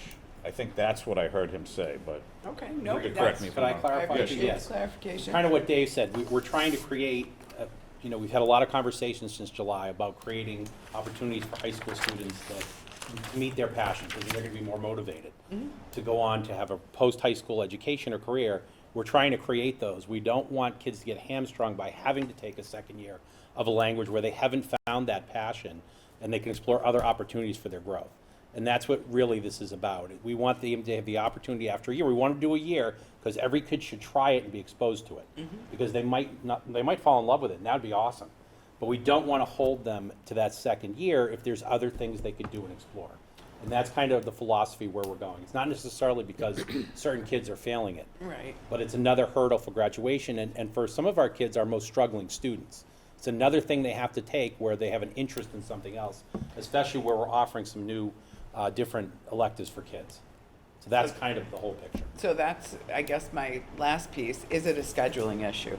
If a child isn't into the foreign language thing and is into other things, and yes, we're still requiring 2 years, are we crunching their time and not allowing them the time, period-wise, in school for the opportunity to be the fire science or the CNA? It will limit them to one less elective for an entire year. I think after a kid, some high schools don't have any language requirement for graduation. Right, I And heard some you do. say that. Many good Right. ones don't. Where I was from, we didn't have it for that reason. We wanted kids to explore different opportunities. And there's value in foreign language, there's no question. But I think it gives us a better opportunity for flexibility for our kids, for our guidance counselors to work with kids, to take some different courses besides foreign language. Okay. Especially those who take one, it's a struggle. They get the D and they pass. We don't want to force them to then take a second year of something they have no interest in. That's kind of where we're coming from.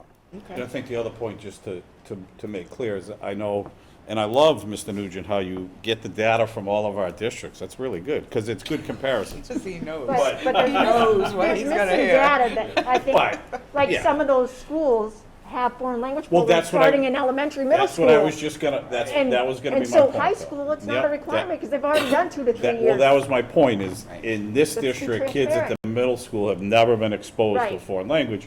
My district, they take it in 7th and 8th. I Yeah. would imagine Millbury 6th, does. 7th, and 8th. Right, so they've been exposed to it, so when they come up here, they've already found out, hey, I like this, or I Right. don't like it, or they're feeling more confident. We've never had, like, this would be the first year, right? The kids would feed Right. up potentially after having exposure to Right, to Spanish, which they've never had. So that's also a factor too, right. into why. Yeah. And it's hard for me to swallow that we take back, and I feel like we get a step forward and then we regress. I don't like regressing. I feel like if there's a concern like students can't make it because of a certain issue, then we create another path. And the guidance department looks and they see, okay, the student, maybe they are a student that is on a 504, an IEP, or they have a language disability or something to that effect. And then there is a different pathway for students that struggle with language, right? Because if that's really the issue and the crux of the matter where there's students that struggle, then we provide them something to help them remediate. Yeah, and I certainly agree that. Yeah, I think that going from 0 to 2 with 3 foreign language, world language teachers, sorry, yeah. was too lofty. It was reckless, and it was allowed to happen. So I don't want to go to 0, but I want to just rein in a little bit, stop back with the 1, expose all students to it, and then, like Mike said, let kids flourish who want to take the language. I don't want to eliminate it. We're still making them take 1 year at least. But I just think back in 19, 17, 18, it was just too lofty of a goal with the way the department was staffed. Yeah, and I know we're having staffing issues, and I understand that's a problem. Getting a foreign language teacher to teach is a difficult task right now. So I can see that being an issue. All right, I know Ms. Cook had a, Yeah, I just didn't know if they changed the public university requirement, because I know when I applied to college it was 2 years. Are they like doing something else? So the public is still 2 years, Oh, okay, so but more the private are kind of All right, backing so- off on that requirement. they'll like make it known to students, like, Yes. oh, if you do want to apply to a university, Yes. okay. And that's another reason why we're keeping the Who's 1 gonna in make it? case there's a junior, oh, I want to go to Worcester Yeah. State, I want to go to Framingham State. They can take the second year. Okay. I feel like, and I just, well, hang on one second, I know Mr. Burke had. Yeah. was next. Are you Yeah. all Yeah, set, that Ms. was Ms. Cook? it. All right, Mr. Burke. I just think it's unfair to characterize this as a regression. I think we always look at what we're doing and say, is this the right thing for our students? I think the option's still there. If my kid decides he or she wants to take a second year or third year, it's still there. We're not, correct me if I'm wrong, Dave, we're not taking away the option of They can carrying take on. 4 years of Spanish, Yeah. 2 But years with a teacher of French, and then edgenuity for a third year of French. But I think you also have students who know, I'm not going to college, and that's okay. And to force them to take a second year of something when, like Mike said, they could be doing something else, I think that's unfair to them. I don't see this as a regression, I see it as movement towards what our students need. The option is still there. If you're going to college, go ahead and take a second year.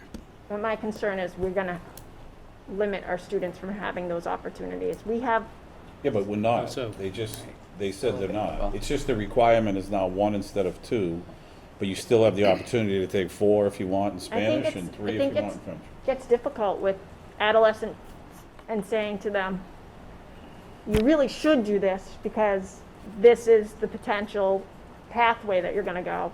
And they're gonna argue, some of them, that they don't want to because of X, Y, and Z. But in reality, when they get to that senior year, they might really need that class now, and they're up against a wall. But to your point earlier, that's where parents need to be involved, that's where the guidance counselors will be involved, they're all assigned a guidance counselor the second they walk in down here, so, you know, they have to start taking some ownership too for their future, and, you know, I think, I like the vision personally, I'm, you know, I'm just gonna say publicly right now, I will vote to go 1, I think it's the right move.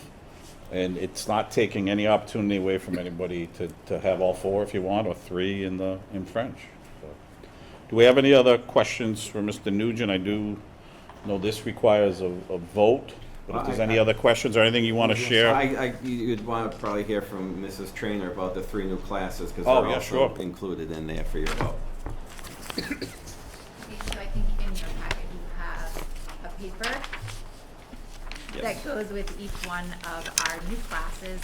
So I don't know, did you get it ahead of time? Do you need a moment to look it over? or Yeah, you're no, we fine? got it, we're good. Okay, all right. So, I mean, I guess at this point, I'll just ask if you have any questions. We can start with Fire Science 1, which is an opportunity for our fire chief, who has also taught at the Massachusetts Fire Academy, he's super excited to come in. Thank you.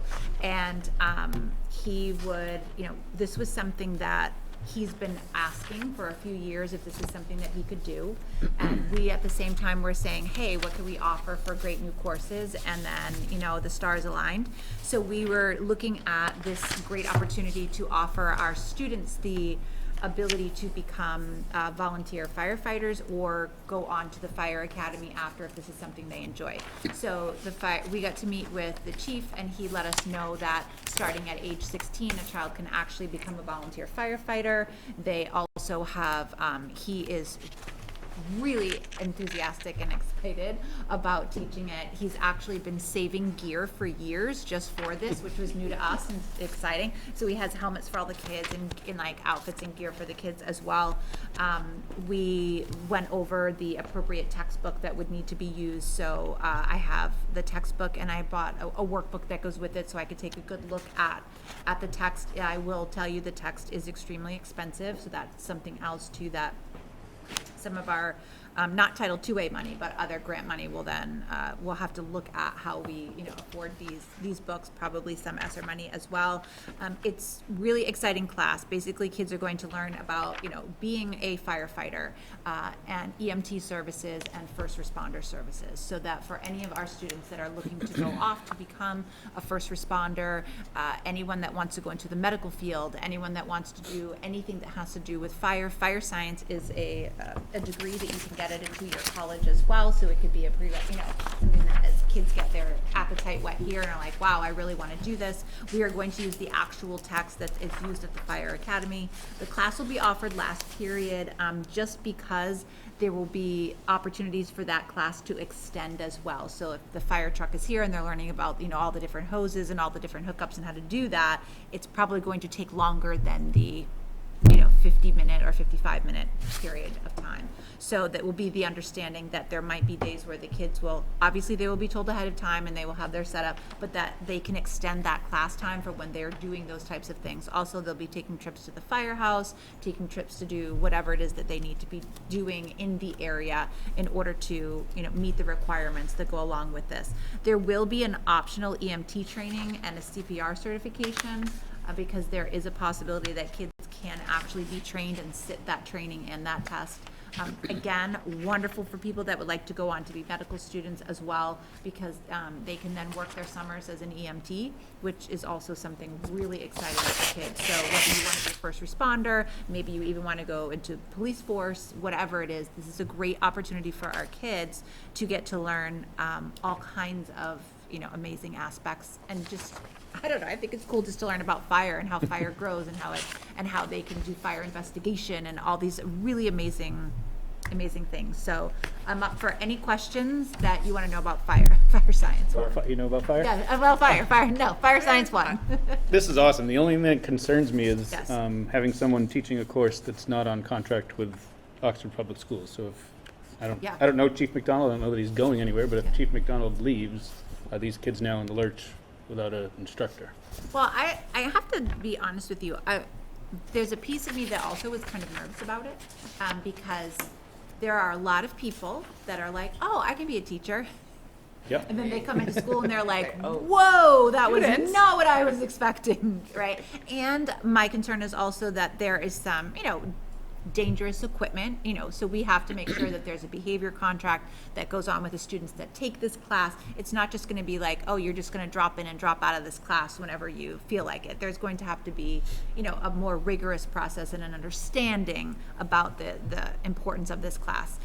We also talked about that in a lot of schools, it's not just the chief that comes, he brings an additional firefighter with him, so that there would be more people coming in, so there'd probably be 2 firefighters, so that there'd always be someone, because this is not a job that you just call out for, because we don't have a substitute that's gonna come in and be able to run this work. Although it is a textbook like any other course, and there's a lot of that classroom work that needs to get done. I think it's just taking a risk. I think it's something that it's worth putting it into, and where he was a teacher in the fire academy, and he is very excited about the idea of teaching. He was teaching adults, which we know is a little different. Yeah. But I think with the possibility of having a second firefighter, and then they're the built-in substitute within that respect. But you're right. For this year, it is a 1-year commitment that, he's excited to do this. Yeah. And it might be something that doesn't run every year if we don't have someone that's willing to come and teach for us. I guess that would be my question. Have we inquired whether the fire academy has people that could be on standby, or somebody that could step in? Again, like I said, if he Yes, decides to take a job somewhere else, all of a sudden, Yeah, the Yeah. setup at other schools that I talked to, and we talked Yeah, to we a couple called around. superintendents and visited. Quabog has a wonderful program where they do this. Yeah. It's taught by their local fire department guys, and there's a couple of guys that commit to it, and then they share. If one has to do something else, the other guy works with them. I was amazed at the positive response they got from their I think- students. I think it's First year, I fantastic. think it was 8 kids, the next year it was 15 kids. Yeah. It's dual purpose, right? The fire department of Oxford is gonna hopefully get some kids willing to volunteer to fill those volunteer positions, and also our kids have an opportunity at another career track. So we feel really confident after a meeting with Chief McDonald that he has been a teacher already at the fire academy at the highest level, that he and his enthusiasm is wonderful, that he's a great fit for us. Yeah. And we're fortunate that we're gonna have him. and I don't a couple doubt of his that. guys Like I help said, I out. don't know him personally. I Yeah. don't doubt that he's No, good question. going to do a great job, Yeah. and I'm excited Yeah. for the kids. I just want to Yeah. make sure that Yeah, halfway through next year, we don't go, Gotcha. sorry, kids, we don't have anybody left to teach fire. Well, then I guess. Tara I will learned- learn about fire, I Guess guess. I learned how to Be do us. fire science. Well, Thank you. Mr. Quinn could come down, or you. yeah, there you go, that's right. Fire There you at go. Barton. Yes, Mrs. Griffin. So, do we have to have people bonded for this? Like, is there special bonding that has to happen for liabilities? Do we have, I'm assuming everybody will be sorried and quarried and all that jazz as normal? Yeah. Yes. Okay. Anything else? No, I think it's One great. question. awesome. I have a question. I hope it's not, I kind of hope it's a problem, because that means interest will be high. Yeah. What does the selection process look like? Because it's 20, you're talking only juniors and seniors on ballparking day, probably a couple hundred kids, maybe 200 in a class. I mean, good chance you might not get 20, but what if you do get over 20? How are we selecting students? We put a cap on it just because we weren't sure where we were going. First of all, we didn't want the class to overload, and where this is our first year around, we're not really sure how the class looks exactly. I have the entire curriculum, like literally everything that needs to be done, and so I see it. I just don't know how one person could physically do all of those things with the kids if the class sizes were higher than that setup. I guess we'll cross that bridge when we get to it, is my best answer that I have for now. And then again, it will just be I mean, obviously, we would want all of the kids to have the opportunity, so we don't want to. I Right. think what would happen is it would be seniors first, Right. Go down. and then, because Yep. the juniors would have the opportunity the next time. Yep. And then after that, so, But if you had like 22, you'd I probably think that's, say, yeah, check with the instructors. I'm Yeah. sure Yeah. Amy Yeah. Gwinnett would be fine with Yeah. 28 or 30. yes, yes, yeah, I'm sure they, I'm Sure they won't mind. No, but I'm just saying, if it's just over the cusp, but that answers it. You'd start Start with seniors seniors. down. These are all one-year Yep. programs, so we'd want the seniors to To have a first bite shot at at the it. apple. Yep, makes yeah, sense. and that, and two, the seniors too, once they hit 18, then they can actually qualify to go into the fire academy, so they actually have a shot at now, Oh. literally then graduating, going to the fire academy, and by October, they are firefighters, and that's what we want to be able to offer students, is that opportunity to become certified in something right outside of high school and really get started in something. And we thought this might be a great way to kick off a lot of different careers, and you can take this and not become a firefighter. You might just have an interest, or you might just want to be a first responder, or you might want to go to the medical field, or you just have, your grandfather was a firefighter, and this is an interest of yours, and you just want to know. I think it's just, we have to take a risk, and we thought this was a good spot Awesome. to go for it. Taking risks in education are awesome. We have to. I just would like to add, because I know we have to take a vote, so, Mr. Nugent, page 8.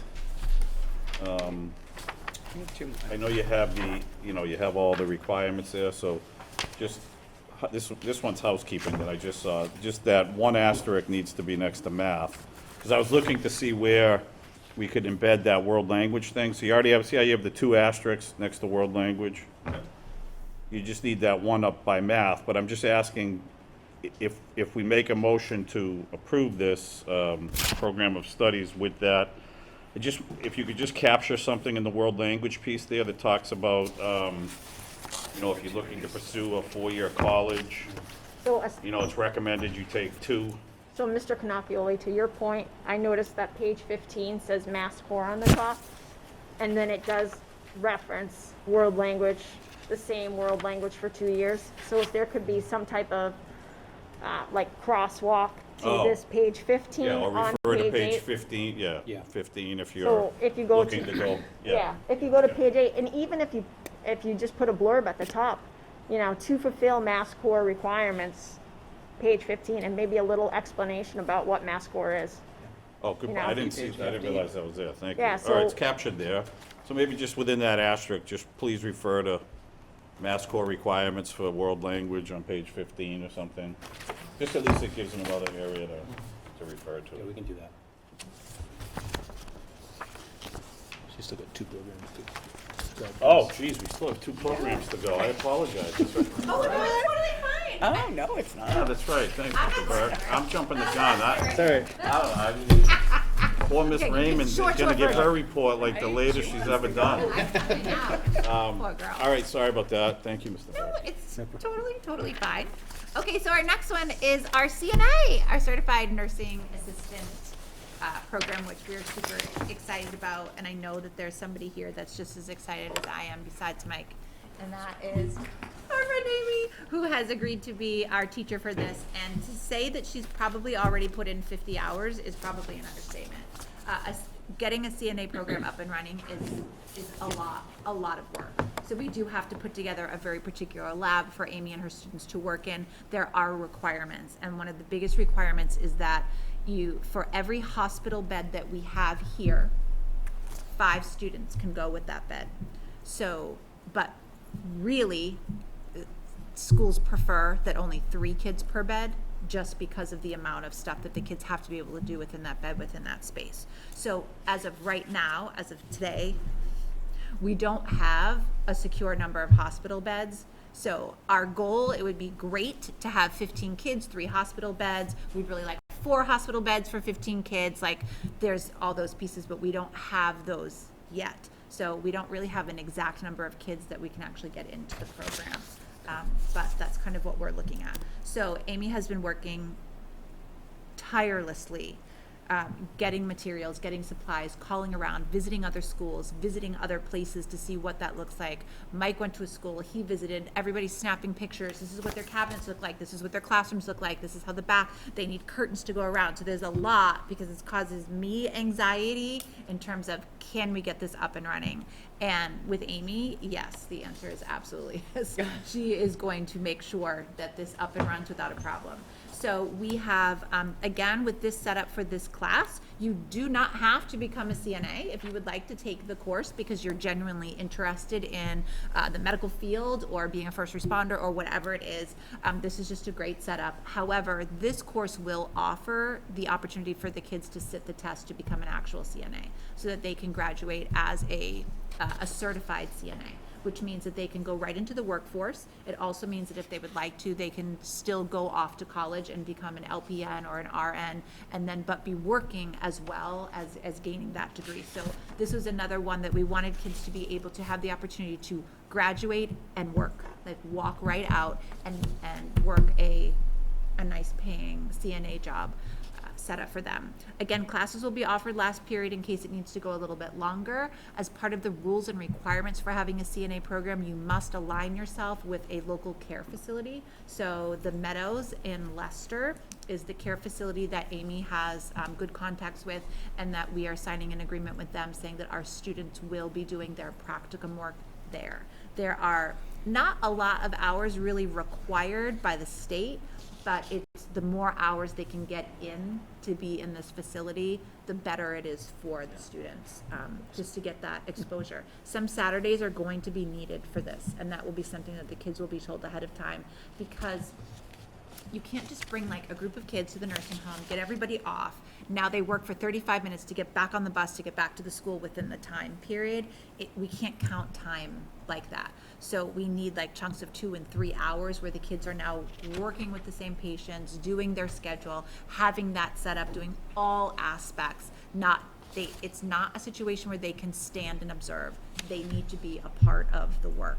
And so in order for them to get into that, they're going to need those longer chunks of time, and we don't have that during our school day. So students that sign up will have to be, under that awareness that there will be some Saturdays that they will be there. And of course, Ms. Gurnett as well is willing to be there with them on those days and times, which is just Amazing. amazing.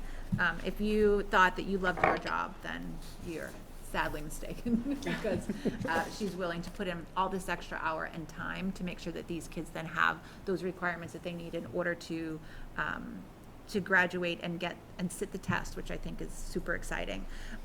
There will be classroom days and lab days every week. We'll provide a set of scrubs for every child, the textbook, and then we will provide one chance for them to sit the test, which they can certainly, if they don't pass the test, they can certainly pay to take the test again, and we will support them in that and help them in that space. But typically all the schools that we looked at support the kids, that they will help them pay the fee for the first time they take the test. And we're looking at right now different programs. Some programs push all of the schoolwork into the beginning of the year, and the kids sit the test in December and then spend the second half of the year doing their work at the nursing home. However, Mrs. Granite brought up a really great idea, is that on paper things look amazing, and then when you're a 16-year-old girl and have to go in and help an elderly gentleman have a sponge bath, that's a whole different quality of what it feels like when you are now doing that work. So we really kind of want to integrate them together before the kids sit the test and get those hours under their belt, so they can really say like, yes, this is the field that I want, versus like, ooh, this is making me crazy uncomfortable, and maybe maybe I don't want to sit the test. They are still welcome to join the class. They're welcome to be here. You don't have to take the test. We're planning to get them CPR certified as well. We're going to do a crossover with the fire science, with the EMT and CPR training, so that they'll all have the opportunity to sit and get those certifications as well. But that is our whole overall kind of setup.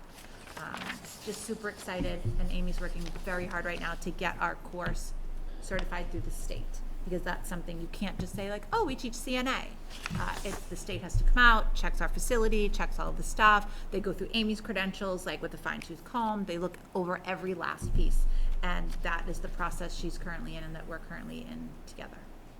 So, questions about CNA, either for myself or for Amy, because she happens to be here. So we know this instructor, and we're not going to let her leave midway through the year. Oh, There we she go. can't leave. We're all midway set through. there. Oh, okay. Just as we are a public forum, we are in need of four hospital beds. They're working. I was just We're gonna happy if say, they're yeah. used. We've already contacted several hospitals, several associations that do this kind of thing and look to donate beds. We're waiting to hear back from several. We also have some friends who are doctors in different places who are on this and really looking for us and excited to be looking for us. Yes. So we're hoping that we'll have an update for you guys later this spring. If not, worst case scenario, we have some grant money that could get us started. So just so that's on your radar, and it's a public moment, everybody in the community knows of a connection, and Amy hasn't already contacted you, then let us know. But that's the big ticket item that we really need help with. And used hospital beds are great, they just have to function.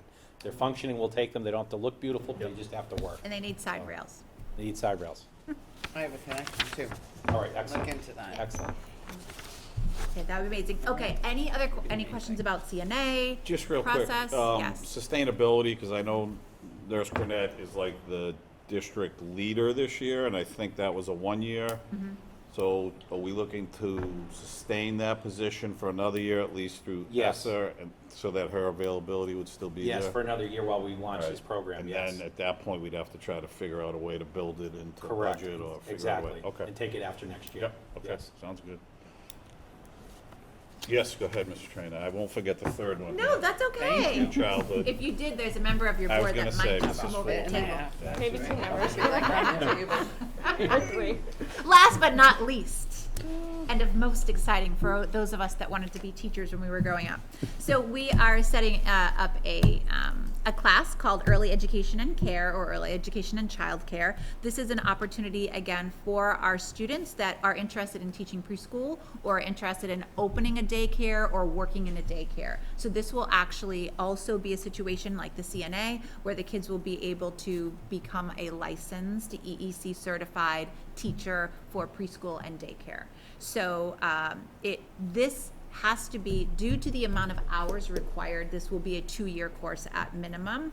If let's say a senior next year really wants to do this, they would have to do their 150 hours of time outside of school. They could get a job at a local daycare, preschool, childcare facility, which we know plenty of, and can get a placement for a student if they would like to do that. But ideally, it would be a 2-year setup where we would have classwork and observation work first for a full year, and then the second year would be like an independent study, because we have technically 180 days of school. 150 hours is what they would need.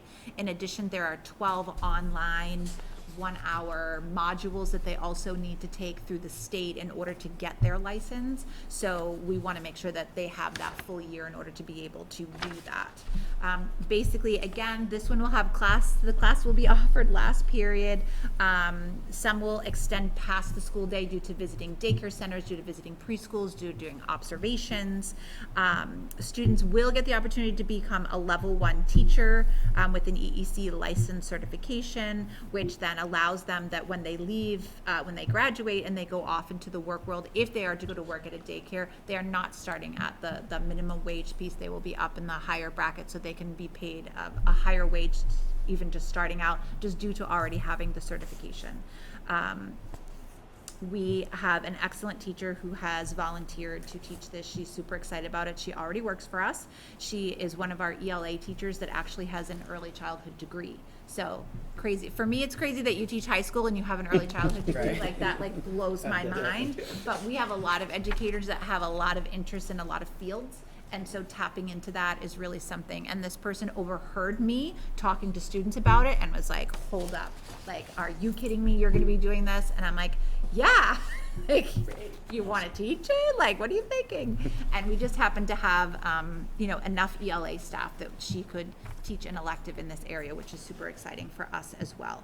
So for that first year, they'll need 30 hours of observation work, which means that hopefully we'll be working within our own schools. I would love to see them in our preschool in a perfect setup. I would love for our preschool to move up here. Then we can always have high school students in there volunteering their time. I got to do that when I was in high school along with my child development classes, and I just thought it was awesome. So that would be a great opportunity. Of course, nothing is set in stone exactly yet for that setup, but that is a future goal that we have, just to help out this program. But it would be a nice setup. Questions? Yes? Statement. Yes, ma'am. CPR and first aid is required for that as well. Yes, sorry. They can CPR, yes, triple all up. three. They'll all go three together will on a triple up. Saturday. And I know a few firefighters now, and they'll gladly come over and help us get certified for that setup. So yes, you're right. I apologize. I didn't even put that on our. Well, on our thank you list, for but all yes. of that, but especially for that early childhood. I know. Wow. Totally. Wow. Some of us just love it. Yep.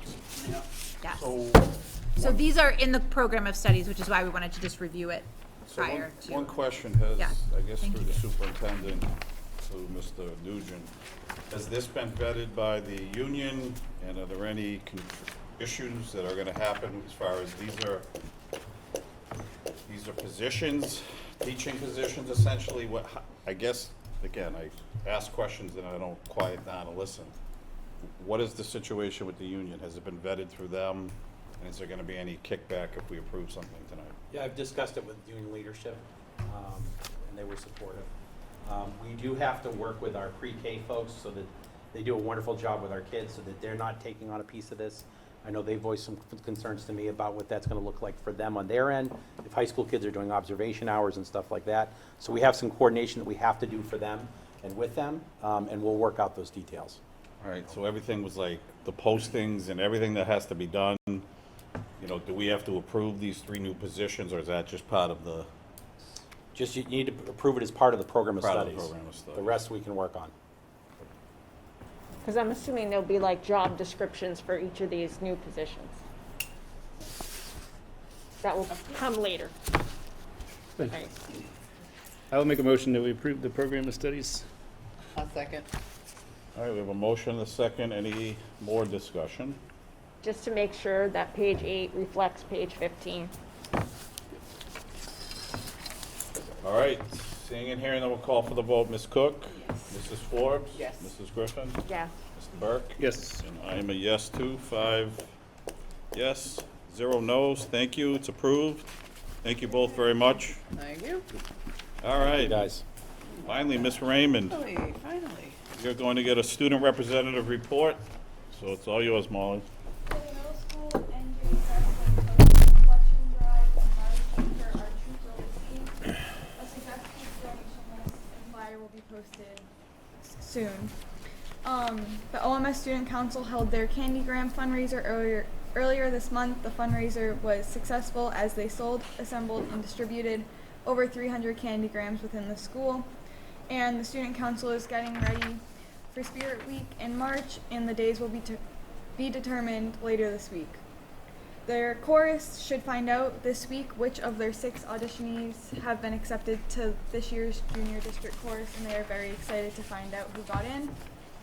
The theater has several students from OMS participating in the OHS musical, and they are very excited to offer the students this opportunity. They should be performing this wonderful musical at the end of March. The Yearbook Club has started with a record number of 17 participants. The club will meet every Monday until the book is finished. These yearbooks will be on sale for $25, and orders this year are online only. Art Club is having students create paper mache emojis this week, and they are seeing a lot of familiar and smiling faces, and they're super excited.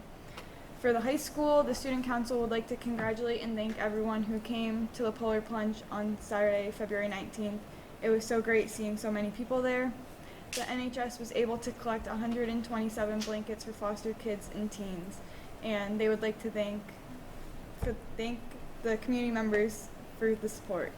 The 8th grade class will be holding a fundraiser with the Giving Bean to sell gourmet coffee, tea, cocoa, chai, and shortbread cookies. This fundraiser will run until March 11th. Reach out to Ms. Cameron or any 8th grader if you would like to support. And for athletics, Family ID has opened today for spring sports, and first practices will be on March 21st. Thank you very much. Any questions for Ms. Raymond from the board? Yes, Ms. Griffin? I didn't hear the name of the musical. Did you? It's Xanadu Junior Xanadu? Xanadu, yeah. Saturday. Thank you. All right, anything else? All right, Thanks, thank you, Molly. Ms. Raymond. All right, we do have a couple consent agenda votes. We do need to approve the minutes of February 14th. So if you've had a chance to review, we didn't need a motion. I'll make a motion to approve the minutes, February 14th. All right, we have a motion. Do we have a second? We have a second. Any discussion? Seeing and hearing none, call for the vote. Ms. Cook? Mrs. Forbes? Yes. Mrs. Griffin? Yes. Mr. Burke? Yes. And I'm a yes. It's 5 yes. 0 no's. We do have a couple of field trips to approve. I don't know if Mr. Nugent wants to come forward. Mr. Richards will do the baseball one first. I know we've all had a chance to look at it, so I don't know if we have any questions. Thank you for the cover letter. I like that. So any questions about or unless you want to tell us a little bit about it, it's up to you. Whatever you folks want. I think- Talk about it for 3 hours if you want. You got 30 seconds. I know it's been a long day, and you've been here for an hour and 41 minutes, so, And this has been a long time coming. They have yeah. gone on it before, but very successfully, and because of COVID, they had to shut down a few years, and Richards is very competitive, and so I believe that this game will count. Yep, the games in Cooperstown count, yep. So that they're not gonna go out there and just, like Bad News Bears. I mean, this is competition, and it will count towards their record, so they're gonna put a good effort. He found a very competitive team from New York, but still have the opportunity to have fun and see, I don't know if Poppy's gonna be there at the same time, but to see, something that they treasure, baseball. Millbury has a very, sorry, Corey. Oxford has a very powerful, strong baseball program from AAA all the way up, so I'm sure it's the goal of some of his players to make it out to Cooperstown. That's not the same, it can't be the same weekend of the induction, right? Yeah, I was No, gonna say, no. all right. I'm just- Do we have any questions regarding the trip? If not, we do need a I'd motion. like to make a motion to approve the Make a trip. motion to approve. Do we have a Second. second? Any more discussion? Call for the vote. Ms. Cook? Mrs. Forbes? Yes. Mrs. Griffin? Yes. Mr. Burke? Yes. And I'm a yes. 5 yes, 0 no's. All set, Mr. Richards, thank you. We do have a NJROTC trip. I assume you would just touch base with us on that quick, Dave? Yep, so first, Master Chief K wanted to thank you guys again for allowing them to go down to Alabama. I watched Forrest Gump last night. So. The two participants, Angelica Kopak and Reese Reynolds, this was the first time they actually were in competition shoulder to shoulder. Out of 205 competitors, Angelica came in 37th and Reese came in 50th. This is another opportunity in New Jersey, and this is a very popular part of NJROTC that's growing, and hopefully will grow the program as well. So he's requesting an overnight trip to New Jersey for another competition, taking 4 cadets now. 2 chaperones. Excellent. Any questions? We do need a motion to approve this trip. I'll make a motion to approve. Motion, do we have a second? All right, we have a second from Ms. Cook. Any discussion? Call for the vote then. Ms. Cook? Yes. Mrs. Forbes? Yes. Mrs. Griffin? Yes. Mr. Burke? Yes. And I'm a yes too. The trip is approved. Thank you, Mr. Nugent. All right, moving along. Mr. Ledoux, business to actual report through January of 2022, and then some MSBA statements of intent that we need to take a vote on. So you get the floor, sir. All right, thank you, Chairman, members of the committee. Part of your packet, you should have received the budget to actual report through the end of January 2022. I don't have anything to report that's specific to that report, but I would like to update the committee on a few things that are happening in the budget. We've seen a very large increase in our foster transportation expenditures. We're estimating at this time it's going to cost about 50 grand to get us through the end of the year. At this point in time, we spent about 35 in foster transportation alone. We believe it's going to take another 15 to get us to the end of the year. Just a brief history on that. We've seen that increase year after year after year. We did receive town meeting authorization to submit for reimbursement on that and open up a revolving fund. I did prepare that. It's $21,000 we spent last year in foster transportation, so I anticipate getting roughly 3 to 4 back this year. At that point, I'll open up a revolving fund, and hopefully we can use that to offset our foster expenditures, because that's extremely unpredictable. We never know when DCF is going to place somebody in another town, and then we are responsible for the transportation. Another item we had come in was let's see, Norfolk Aggie. We had a student that recently moved into town, December 20th. We own the student, therefore we owe tuition monies to Norfolk Aggie. That's just under $18,000. So that was a unforeseen expenditure that came in. And lastly, with unforeseen things, seeing a large increase use of substitutes, primarily at the high school. For what I believe obvious reasons.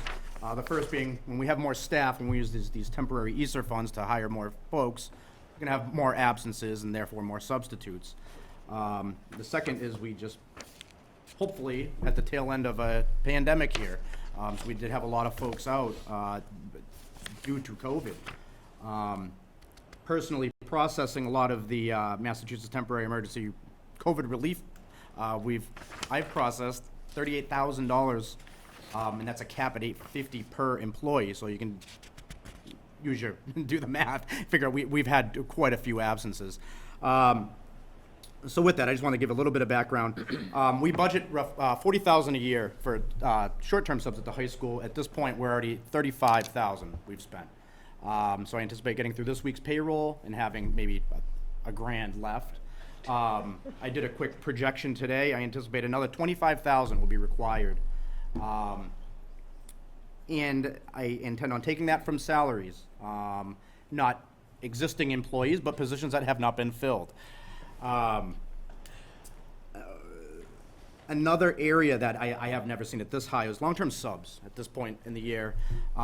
With the absences, I anticipate another $205,000 just in long-term substitutes. Just a little, to put that in the context, 6 maternity leaves this year. We've had 3 medical leaves this year, and 4 unfilled positions. So these are positions that simply have been funded. When I talk about, I'm going to take it from salary lines. It's these positions that we have funded, we weren't able to fill them for whatever reason, and I'm at the point now I'm going to have to repurpose those salaries to pay for substitutes. But again, so I anticipate another $25K at the high school. The other schools seem to be on track for this time of year, for being March. I have yet to look at utilities. Normally I look at utilities sometime around March after we get through, the heavy heating season. So I plan on next meeting I can have an update on that. I did have to tap into contingency account a little bit. At this point in the year, I had 60 grand left in the contingency. I usually leave that till about March when we see where we are with utilities. But just to fund some of these positions, I just want to make the committee aware. I've moved 40 grand out of that to fund some of these sub positions. I'll put it that way. Now on to maybe a little bit more cheery news. Just Maybe could you pause right there Yes, and sir. see if anybody has any questions regarding any of the, yes, Mrs. Ford? I do. So of the positions that are unfilled, I'm guessing that we have enough that we can move over to cover both a long-term sub position and the additional $25,000 needed for the OHS subs? Yes. Okay. What about adding in the Norfolk Aggie? Yes. So it's a combination of the 4 unfilled positions we currently have. Yep. And the 40K I've taken from contingency to plug cover these holes. all of this? Yes. Okay. Correct. Okay. I'm not sounding the alarm. I'm just Just notifying. Gotcha. Thank notifying you. Hopefully, the next meeting we're not sounding any alarms. Got it. Thank you. I'm good. Yep. Could you identify the 4 unfilled positions? Certainly. We have 1 sped position. That's an ETL in the central office. We have 1 sped position that was formerly an ACE teacher, I believe, at the high school. And then 2 OHS teachers. One, I believe, has taken a different position, I'll put it that way. And then we had another Esser position that has recently left us. And none of those need to be filled? We are through long-term subs at this point in time. Like I said, 205,000 at this point in long-term subs, which is pretty high comparatively speaking to prior years. And I think it's just a Well, combination. 205,000 in long-term? 205,000. Okay, that's what I thought, and then I heard you say 20, we're gonna need 25 more K for the Oh, high school. That's for excuse the me, let me subline. differentiate. So it's short-term subs, 25K, those are your day-to-day subs. Yeah. 25K at the high school. That's gonna, so I anticipate for the year, it's gonna be 65,000 for short-term subs at the high school. Yeah. District-wide, 205 for long-term subs. Just a quick break, So it's 230. just a quick breakdown, it's 56,000 at middle school, 54,000 at the high school, and 96,000, which we kind of classified as SPED, which is a combination of central office, Chaffey position, and an OHS position. Can you say that again? I'm sorry. That was Certainly. just too quick. The long-term subs, just a breakdown, it's 56K at middle school thus far, 54 at OHS, and 96 in SPED. And again, that SPED is a combination of a central office position, a Chaffey position, and an OHS position.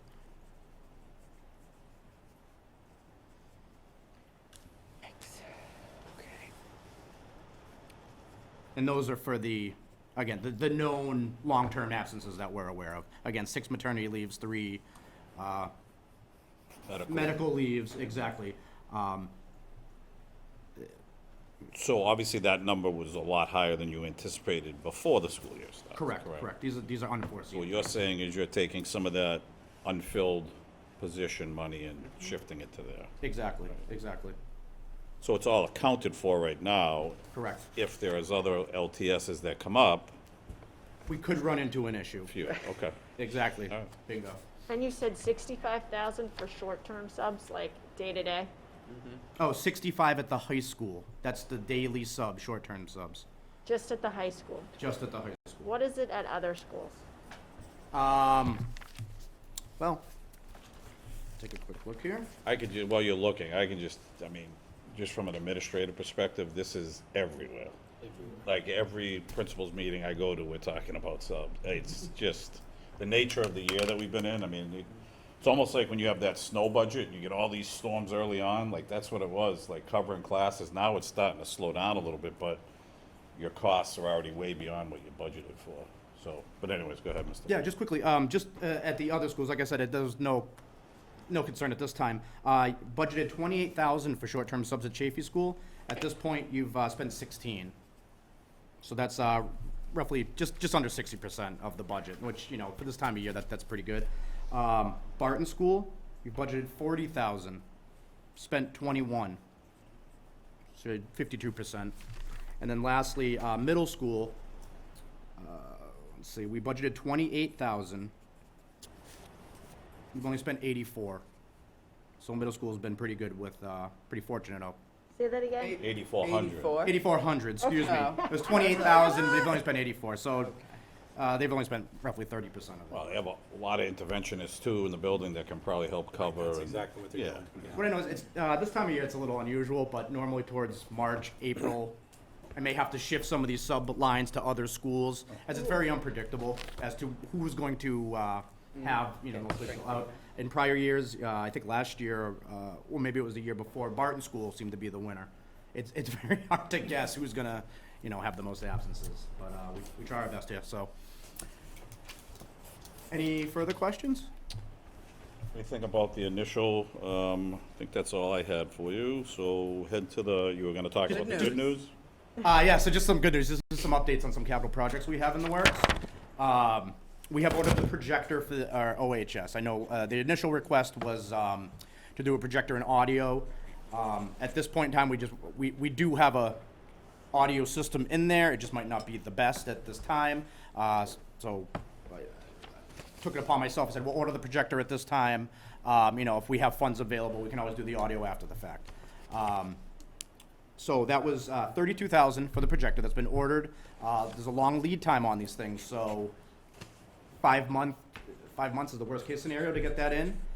A couple other quick things. We've ordered, signed the contract rather, to do the polished concrete at the 4 entryways for this building. If you notice, mainly where the stairwells are, you have that rubber flooring that's kind of beat, 20-plus years old. A lot of traffic coming through. And also, we have some grading issues in the back of the building where one of those stairs, the stairwells leak. So we felt as though the best solution would be to go with a polished concrete as, with any type of flooring that has that adhesive, if there's any type of water, it's gonna get destroyed. So polished concrete seemed to be the best option. $15,000. And again, we've signed the contract for that. They're gonna come April vacation to do those 4 entryways.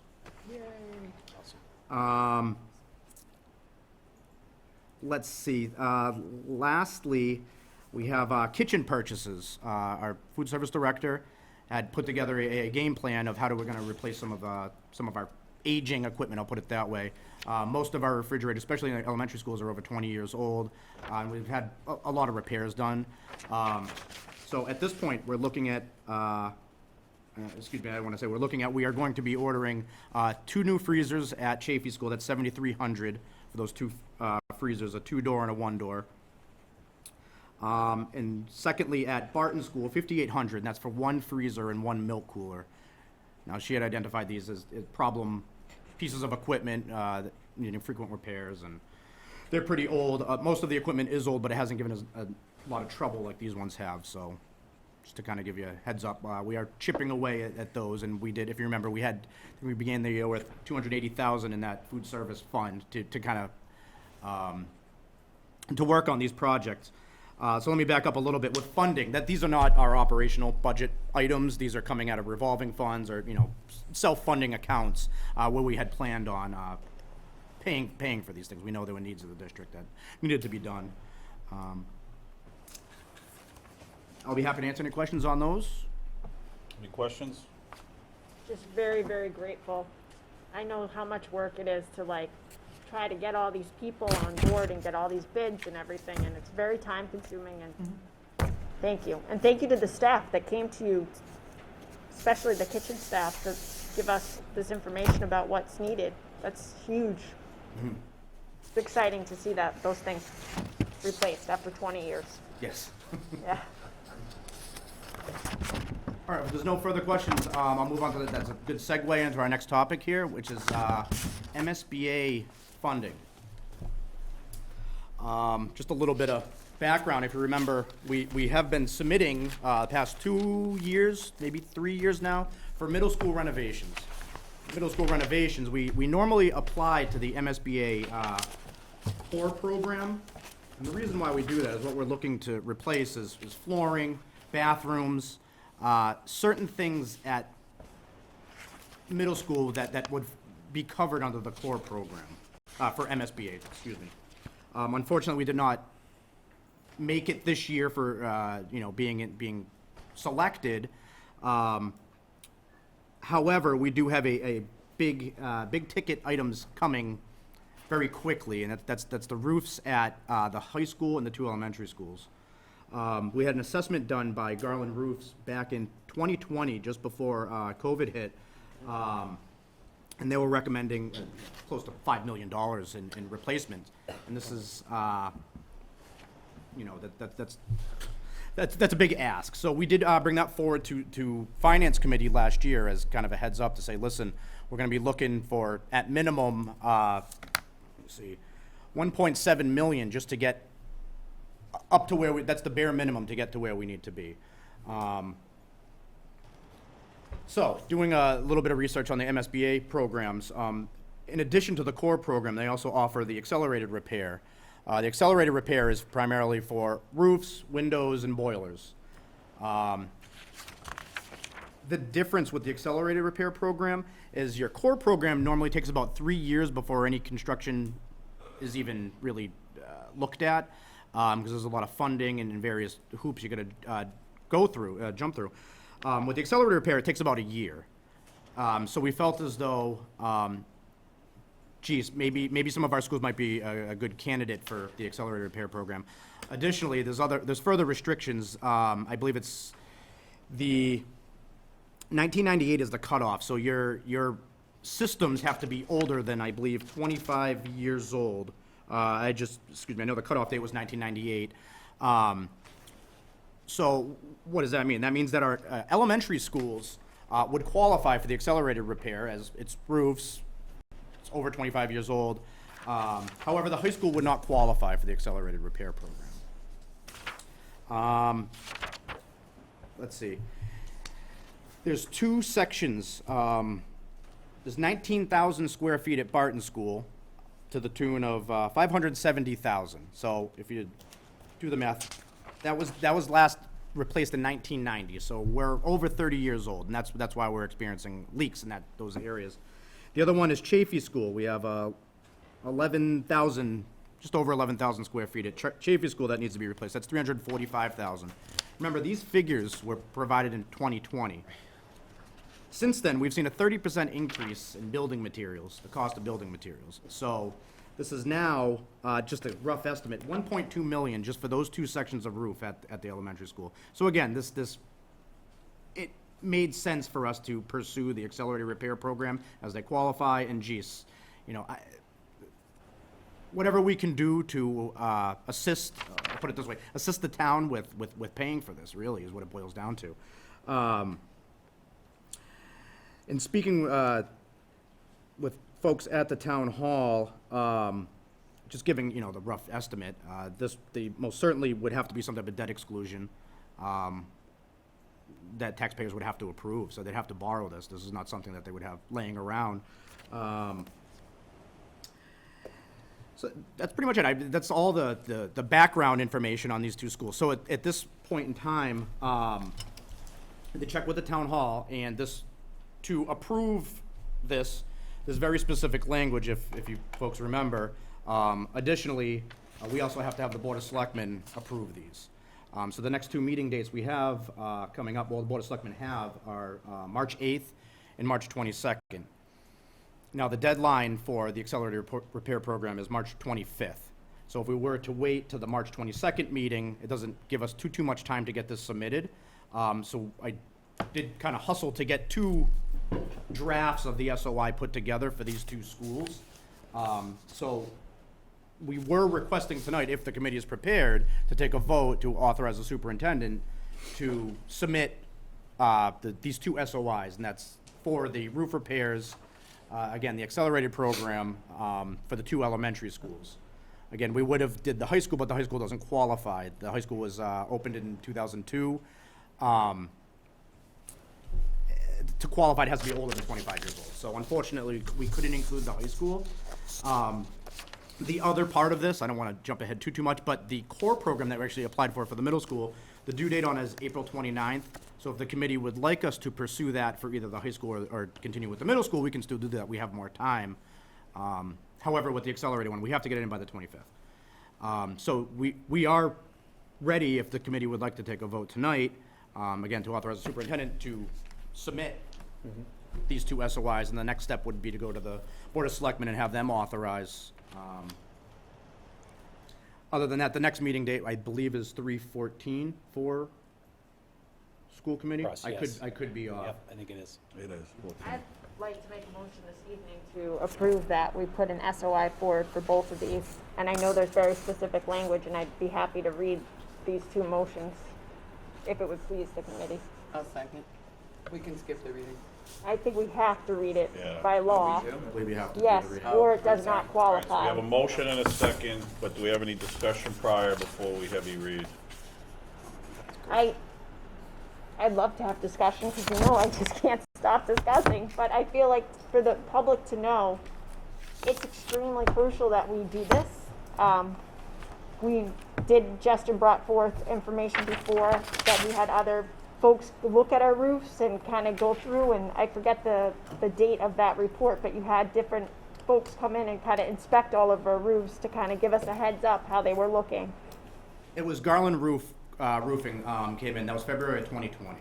And they weren't good in February of 2020, correct? They had Yes, there issues. was some priority things that needed to be done, and that was 2020. So again, this information is obviously dated. So there is a sense of urgency when it comes to addressing these things. Right. I won't lie. They did provide a timeline, which I'm sure I can provide to the committee, as to what they believe, you know, the Right. repairs, the timeline should be for repairs. I take it with a grain of salt, as it's the roofing company. But some of the things are valid. The roofs at the elementary school is from 1990, now 30 years old. That is an areas of concern. I'll put it that way. Yeah, and I personally, as a taxpayer, I've seen the tragedy of Woodward, and I can reflect back only, I don't know how many years ago, but that whole building had to get ripped down because the town didn't take time to invest in re-roofing. And I'm concerned that we're gonna have the same problem here. Well, I mean, it sounds like a no-brainer to apply for this, right? There's no penalty. No, Right.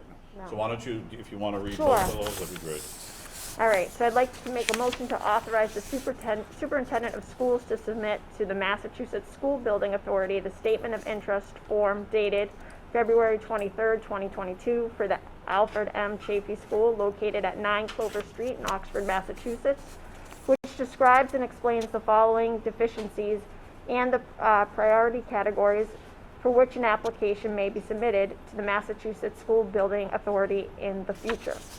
Under priority number 5, replacement, renovations or modernizations of school facility systems such as roofs, windows, boilers, heating, and ventilation systems to increase energy conservation and decrease energy-related costs in a school facility.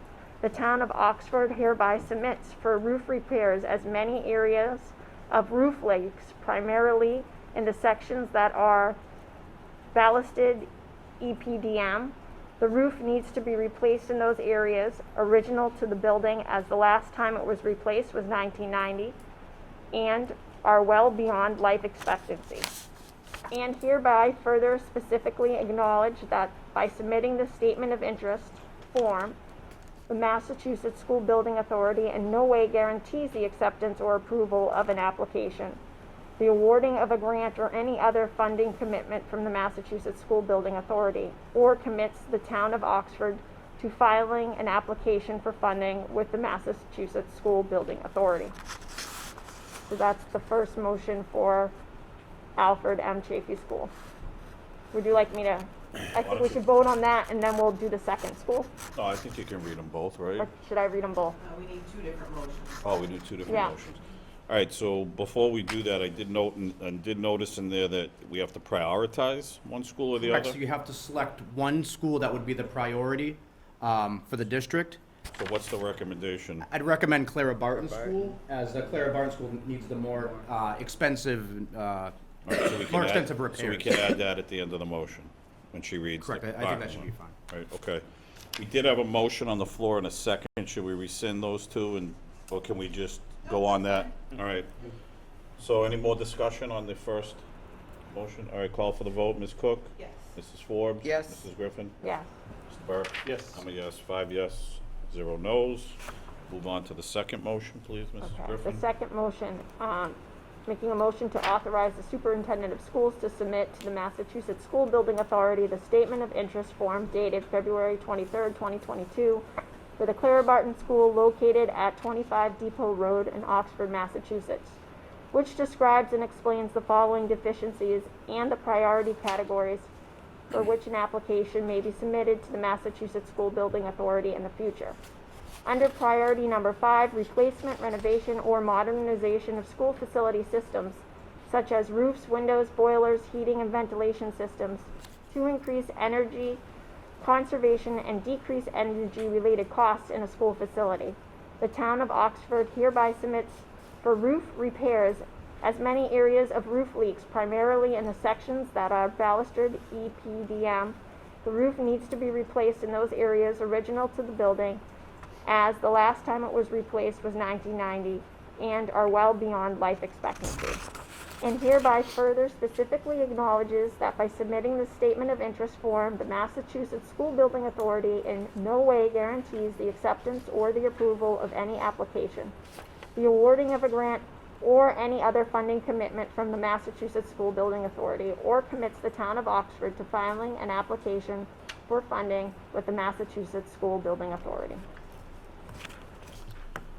So we do need a motion to approve that, but can we just add, whoever makes the motion, just add the piece about this is our priority building? So this is our first priority. So that's part of my motion. Okay, party motion. Yeah. And I'm seconding. We All have right. a motion, right? Yep, Okay. all right, any discussion? Call for the vote, Ms. Cook? Yes. Mrs. Forbes? Yes. Mrs. Griffin? Yeah. Yes. And I'm a yes, so 5 yes.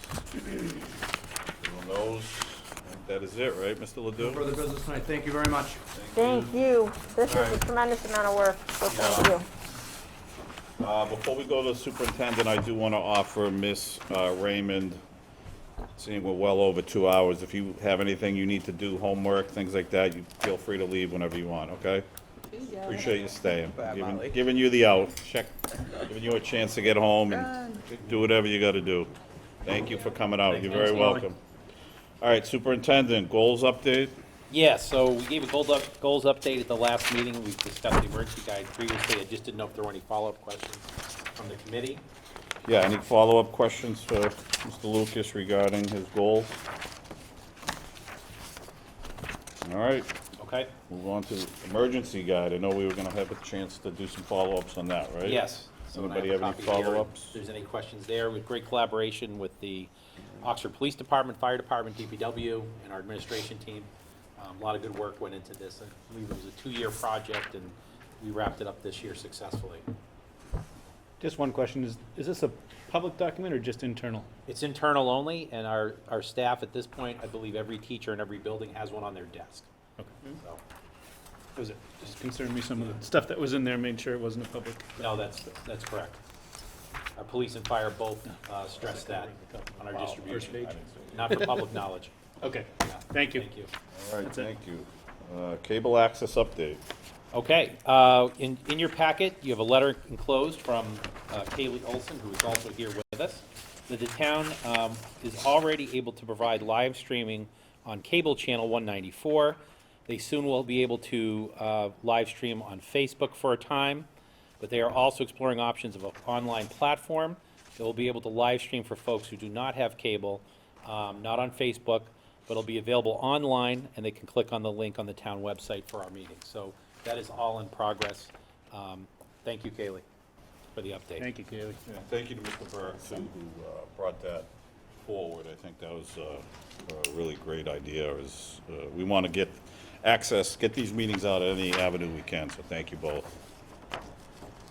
All right, the high school bathroom update, this was discussed at other meetings. Mr. Nugent he's still here, did send home a message to all the families on Sunday. There's a lot in this plan that's in your packet, and it's evolving. The administration team at the high school feels like it has been successful, but as student behavior has improved, and we've got some feedback from parents, they're additionally opening the first floor student bathrooms before and after school. Students always have access to bathrooms when they need it. And Mr. Nugent is here also to answer any questions you guys have about that plan. But we believe it's being effective so far, and seems to be working well for our students. Any questions? I guess specifically, like how many bathrooms are being locked and how many are open? Mr. Nugent? Why don't you come off, sorry.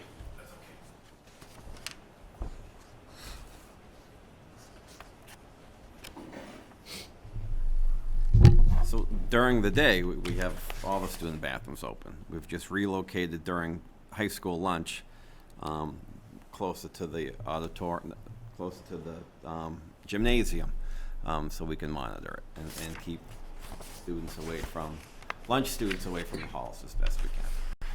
So they're all open? Yes. Okay, and then after school hours? So after school hours, we have reopened the bottom one. Like most recently, we saw the bus coming in, we would open up the ones that are open for high school lunch for the skiers or snowboarders that needed to go to the bathroom before they went to Wachusett. Okay. So it's, And students know, so it's not like a surprise, it's always the same. They know, like, at this time of the day, this is supposed to be open, so they know to head there, and at this time in the afternoon, this is gonna be open, and they're not like running around the building trying to find an open bathroom. So they do by word of mouth, but I'm talking to Mr. Lucas after tonight. If everything was okay with our procedures, then I would send it out, the same letter to the students tomorrow. I think it's hard, I would imagine, for a student to learn anything word of mouth. What's the truth or what's not the truth if it's not coming directly from teachers and faculty. And I think that could give confusion for students. I would imagine. I think at the high school level, word of mouth is pretty good. I would hope, But then it will be shared out tomorrow. I can see some kids too, not, or other people word of mouth not being like, confusing other children, like this is not open or this is, or whatever, and.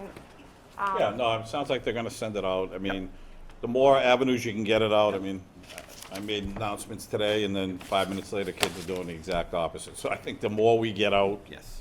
So I'm glad. It sounds like, I think the biggest parental concern was during school hours. Yep, right. You've clearly stated tonight that those bathrooms are open Yes. and supervised. After school hours, where you have less supervision, I mean, I know as a board member, I completely support just having certain ones open, because we don't want it being a free-for-all. That's definitely a safety issue. But I think the parent concern is clearly addressed, that children have opportunity, or students, I should say, have opportunities to use bathrooms all over the school during school hours that are monitored. So, thank you. We appreciate you coming back with that. Thanks. All right, Mr. Lucas. Thank you, Dave. Personnel update, Mr. Salaturo, ELA teacher at the high school, resigned, is giving teaching a try this year, has decided to move on, but there's no new hires at this point for personnel updates. And the last topic is the school reconfiguration survey. We got a great response from parents, students, and our staff also. It was terrific. We're glad to want to thank everybody participating in our survey. I'll give you some percentage breakdowns. I know you guys have a packet in your, of the results and charts and graphs. For the staff, 91% felt that the students 8th grade should go back to the middle school, 8% felt they should stay at the high school. For parents, parents and caregivers, 94% felt that they should go back to the middle school. 6% said no. And then for students, 72% thought that they should go back to the middle school, and 27% said no for students, and that was grades 5 through 12. I'd like to thank the high school students. A lot of them wrote paragraphs about reasoning, taking the time to do it. It was very interesting to read. A lot of high school kids contributed comments, and I appreciate that. It's great to hear student voice. And a lot of them were really well-written arguments for the 8th grade going back to the middle school. So it was interesting to read that. And again, I thank everybody. We've got some argument, some good positions on both sides. But overwhelmingly, we feel like the move from our community is to move them back to the 8th grade. And with your support, I would like to do that this summer and have the 8th grade go back to the middle school. So what's the next step? I don't need a vote. I just wanted your support. It's something I can do as superintendent, but I don't want to do it without this body's support to do that. So, seems like we have the community support. Yeah. That'd be great. Thanks, Corey. Yay. Thumbs up would be great. So is there Thank you. any major objection to the move?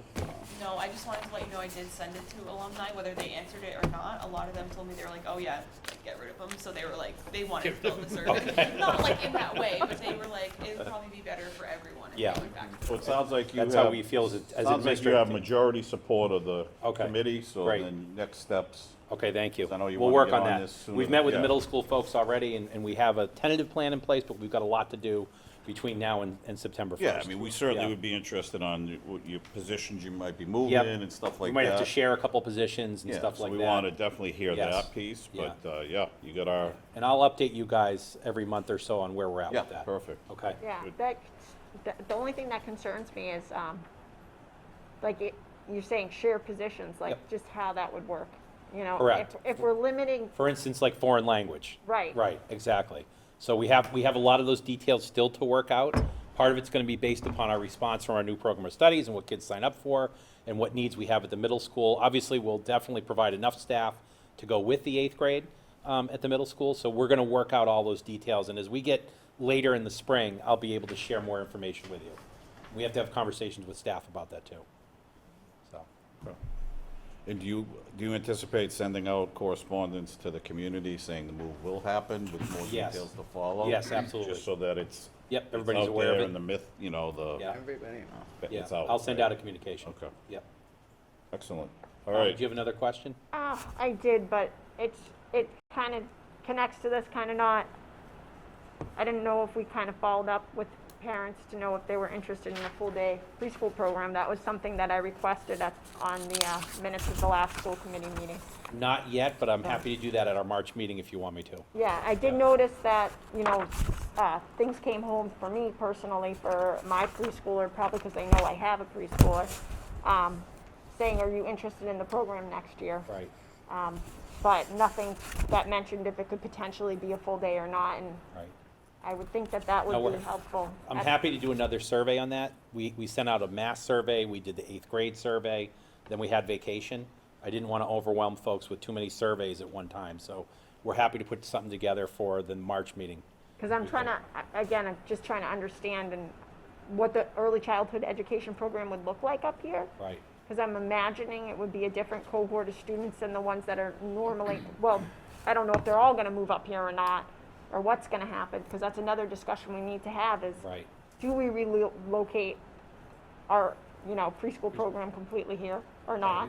Moving the 8th grade to the middle school would give us room up here to host our pre-K program up here. Or, If we have more than 2 rooms needed, right now we have 2 rooms, 2 classrooms needed, we'd have to look and do a count. But we also are not planning on moving grade 5 to Barton this year. right, That's something we want to look at over next year. So there's still room at Barton for our pre-K. so And there's probably some room to grow there if we need to too. the other thought that came to my mind was, if we already have like a thriving pre-K program where it is currently located, and we have teachers that are contracted to work in that position, and we're creating a new program, would the new program just have a separate entity of children for a full-day No. program? That's not our plan. Our Okay. plan is to keep the pre-K together, so that those staff can work together and support each other right now. Okay. Again, an ELA teacher, Ms. Luby, is going to teach the class to our high school kids. Okay. But our pre-K teachers still have a lot of responsibilities already. We're not looking to add to their responsibility, but we're looking for them to collaborate with Ms. Luby and work on those things together. So those things are to be determined. Then if we send out a survey where folks really do want all-day pre-K, that's a whole nother discussion we're going to have. And that's going to increase staffing and some other things we're going to have to look at too. Right, but what you're basically. Staffing and space. Right, what you're saying though is the early education and care path is not contingent on preschool kids moving in. Correct. Correct. That's still gonna, and I'm not inferring that's what you were saying, but it just helps me for clarity. Right, Like, it's scheduled at the last period of the day so that they couldn't go, we Right. have that van, the bus, Right. that, kids could go down, so it's not, the two aren't Right. aligned, but moving down the line, future with data. There are high schools that have it in Grow the it, building, right, that then way they the kids can- can just go Right, downstairs, so if see we the grow the kids, program. work with and- learn yeah, from the staff, yeah, right. Then we look at that. Right, I think ideally that's Yep. what we would look at. that's why my thought was kind of going to, if there was a full-day program here, Right. and we have kids that need to do hours, then conveniently, Right. they could do their hours during, Without having to transport. without having Right. to worry, and that could solve a huge, Yeah, Yes. so that's Myriad of definitely problems, down the yeah. line, It but I think opens up data, access to more kids. survey Right. first, and Yep. we'll go from there. You do. Okay. What else, do you have anything else? Is that, that's all, thank you. I think that is, I didn't mean, Who's talking? sorry, I was talking to Mike. Okay, sorry. Sorry, pal, no, that It's wasn't. normally me with all these Oh. Actually, questions. it is you, but. So anything else from you, Mr. Lucas? That's it for me for Yeah. now. Thank you. All right, we do have 2 community service Nomination. candidates. And I I just did had that. mine, all right. Lost mine too. So the Community Service Award number 2, I'm gonna read the first candidate. We do have, I guess, 2 candidates, but it looks like the second one is a combination. First one's Joseph Petruzak. Coach P has been the Oxford girls varsity basketball coach for the past several years. He inherited a program that was dwindling, near extinction, where there was very little participation and interest and a lack of dedication and commitment. Over the past few years, Coach P has built a program that not only encourages young women to be the best they can be on and off the court, but one that also expects all players to work hard and treat each other and their opponents with respect. Coach P dedicates a significant amount of his time not only to offer more practice opportunities for players, but also offering clinics for all students. Coach P works tirelessly to build a community-like atmosphere when it comes to girls basketball in Oxford. Specifically, this past year and 2 years ago, not able to do it recently because of COVID, he implemented the night at the Oxford Lady Pirates, where all K-12 students were invited to attend the night at the girls basketball game for free, which included a drink, pizza, and an opportunity to have pictures with the current varsity players. This has been a successful night in the past and a joy to watch younger girls feel part of the OHS girls basketball community. Coach P takes great pride in everything that he does and continues to be a positive role model for members of the Oxford community. He supports other athletes by attending their athletic events and supports his own athletes by attending extracurricular activities outside of basketball. Each year, Coach P has an annual Christmas party practice where alumni come back and enjoy a scrimmage with the current players. During this time, Coach P will give an introduction to each alumni who attends, demonstrating how much he truly cares about each and every one of the players he has had. Through these types of events, Coach P has made the Oxford girls basketball program more than just a program, but more like a family. Coach P is a true champion of the Oxford community and deserves to be recognized for all his hard work and dedication. So that's a very, very good candidate there, who I actually know personally. My girls play for him, so well written, whoever wrote this, so good job. And I will turn to Mr. Burke for the next candidate. Our other candidates are Amy Doucette and Craig Kellogg of Giving Gardens LTD. Amy and Craig have partnered with the Oxford High School C-UP program to provide in-person instruction to students that centers around basic nutrition and gardening. They've been working with Mr. Pietro's class for nearly a year now. Their mission is to improve the nutrition of the youth and teach them about where food comes from, thereby fostering an interest in growing healthy food for oneself and one's community. Throughout the last school year, they have customized over 20 different lessons covering topics from understanding nutrition labels and building a balanced diet to how to start seeds and take care of them through harvest. They've also supported the class through raising hundreds of plants from seed in the greenhouse. They are working to help turn the courtyard at Oxford High School into an interactive and educational space for all students to enjoy. They recently composted and mulched the entire OHS courtyard. They hope to add 150 plus new plants, create a functional, sustainable, long-lasting space, and create educational materials centered around the garden. Thank you, Mr. Burke. So we have those two candidates, and they'll be able to vote on that soon, Helen, right? Yes. Okay. All right, thank you very much. Subcommittee reports. We will start with our policy committee. We do have a face coverings, a policy that we need to discuss. So I don't know if anybody has any questions, or do we want to read it, Al? And Yeah, so we did sit down to discuss this policy at our last policy subcommittee meeting, and I think, changes have been made as far as not needing masks on buses anymore.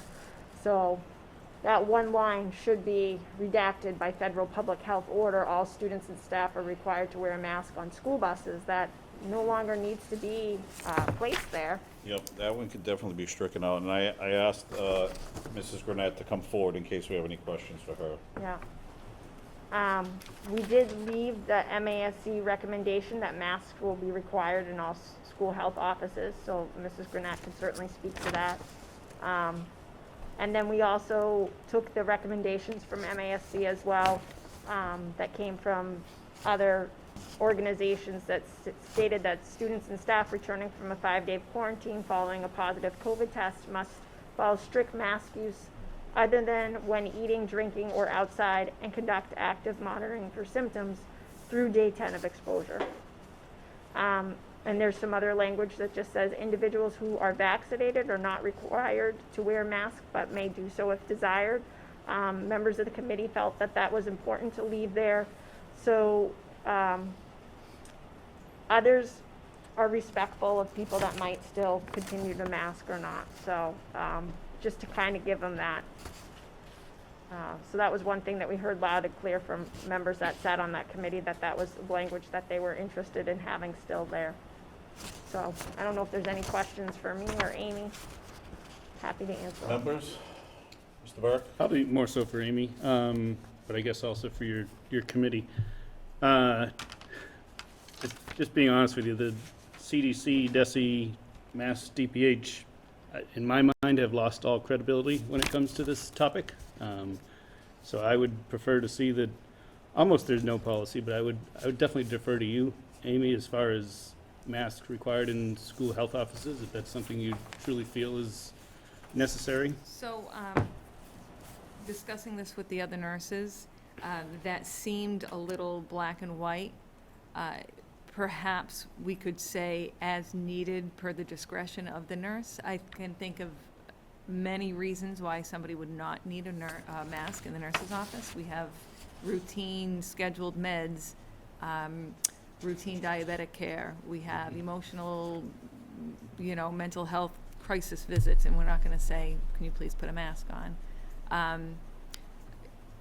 I believe when people are symptomatic and other people are in the office, we can ask them to don a mask, and I think that's perfectly reasonable. But I do think masks are required in the health offices. I think that's too much. I don't really think that we need that. A lot of times people don't come into the health office sick. Right. Oftentimes they're not sick. I think prior to COVID even being a thing, if you went to a clinic, they had a sign that said, if you have symptoms of the flu, please put a mask on. Right. So I think that was Yeah. a common sense thing Yeah, prior to all this. before COVID and now. So, yeah, I would say that is, So would you probably say not as necessary. needed by the on-site nurse? As needed per discretion of the nursing On-site. staff. Yep. And so, I guess my other question, and again, I don't know how comfortable you feel answering this, but the 5 days after returning from quarantine, to me, quarantine is just that.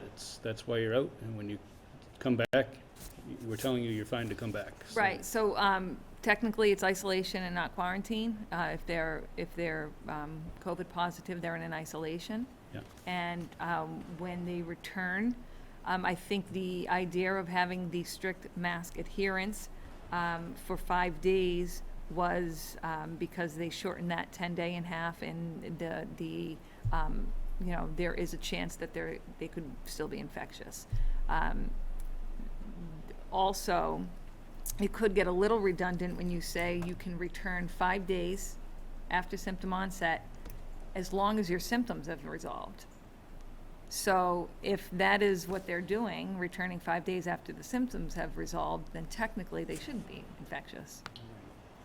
So if everybody's doing their part and not coming to work or school sick, there might not be the need for that rule. Which again leads me to my first point about the credibility of these organizations at this point. Right. If they're telling us the kids can come back to school, they should be able to come back to school. Right. Right, as long as, like we said, 5 days from symptom onset, as long as there is a significant improvement in symptoms, they have to be fever-free for 24 hours, no persistent cough, certain things like that. And we communicate that with parents when parents say, when can Susie come back? Well, they can come back on Tuesday as long as, we have this discussion with parents. So. And so just, sorry, the last thing, I guess.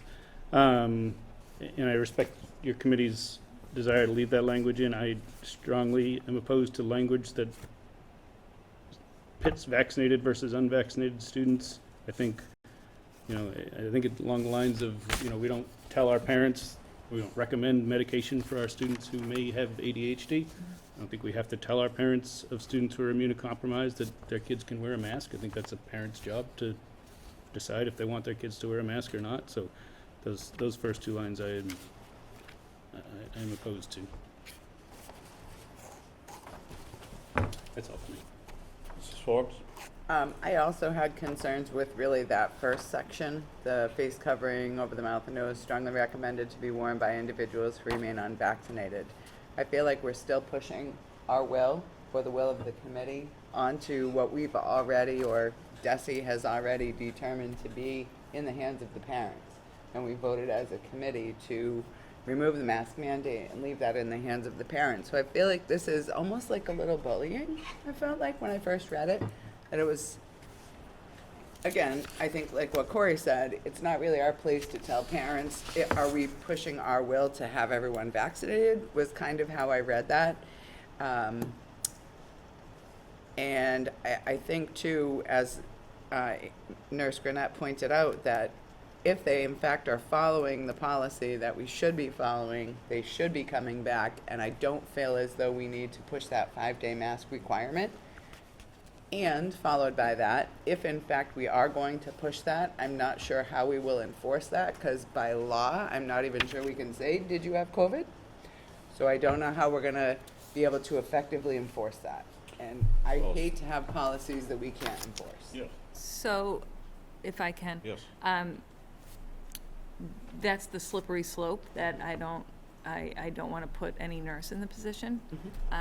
You know, what I see in the future with that is a teacher calling saying, did Susie have COVID because she's not wearing a mask in class? And that's not information that I would give, and neither would the nurses. So if that were to be in the policy, that would have to be on the honor system. And, you know. You still don't get reports from the town about positive cases? Oh, I do. Right, so that you would know who. Oh, right, no, so, Get numbers. so it's not me, you know, the nurses aren't in the classrooms and in the hallways, so the only other eyes would be the staff, and that is, you know, we've never given personal health information about any student Right. unless it was pertaining to their education and with parent consent. And I just don't believe right now, you know, that we would have to do that. I don't think we can and should do that. I don't disagree. I mean, do we have any other questions before? So, I mean, for me personally, it goes back to the point of, you know, pro-mask, anti-mask, pro-vax. That's not what this is about for me. I think it's about us creating a policy that's gonna cover ourselves in case something does happen down the line. So to me, I don't read this any way that you read, September, respectfully. I don't think we're mandating anybody to do anything. We're just giving some recommendations that kind of cover us in the long run. If somebody says, well, you never said this or that, well, we're just going by, here's a recommendation, here's options. I mean, I wanted to capture that masks are optional in this policy, but I got shot down from that, like, the board went against me. And I also wanted to take out the health office, because I agree. When kids are down there for an ankle or a Band-Aid, they shouldn't have to, we have medical waiting rooms for kids that are that sick, we can move them. So there are a few things that I wanted to take out, but I just feel the policy it's not telling anybody to do anything, it's just giving some recommendations. And I think whether you agree with the DPH and DESI and all that, I mean, we could debate that all day long. This is not their recommendations. We can either go with them or we can go off the track. I mean, there were people telling me that we're health centers. We're not health centers, those are nurses' office. That's not a health center. Right, A nurse's office in a Yes. public school, some schools don't even have nurses. right. So I feel we need to have something in place. If there's language we want to pull out of it, I just feel like we need as a board, need to cover ourselves and protect the. Can you explain that? What are we covering ourselves? Well, just for? because, so what if a parent comes back and says to us, well, the DESI and DPH and CDC recommend that people who, you know, individuals who remain unvaccinated should strongly we recommend they strongly wear a mask. I didn't see that anywhere in your policies. So we're just capturing the But that's- recommendations from the state. But I We're think not this is- asking these people to do anything with a mask or to wear it. You can wear it or not. It's optional. Right. But Right. we should cover ourselves as a board, in my opinion, and just have something in writing that's not changing the fact it's optional. And like Amy said, it's on the honor system. You can it's been on the honor system for 2 years, quite frankly. So I just feel as a board, we have to take our personal, in my opinion, I'm taking my personal feelings about what's happened over the last 2 years, and I'm doing what I feel as a board member we should do for the betterment of the community in our school district. So that's where I'm coming from. I don't think this policy changes anything, but it covers us. So I guess it changes. I'm still confused about what it covers us from, like, nobody's, Somebody coming back and saying, why weren't you not advertising, why weren't you saying Right. what the state was advising you to say, basically? that's the state's job, did. not mine. But I But we're think, responsible for everybody in this district and their health Right. and safety. May That's I- just my opinion. May I? Yeah. So maybe I think the wording might be, and I understand your point where, you know, those that are unvaccinated should strongly recommend. Vaccinated people got COVID as well, and you know, at a pretty decent rate. You could say something like, that don't have immunity based, you know, whether, we're talking about immunity, whether they had COVID or whether they've been vaccinated, but then that gets a little wordy. I mean, we don't want to mislead everybody either and say, you know, if you're unvaccinated, wear the mask, because that leads people to think that perhaps you can't get it if you are vaccinated.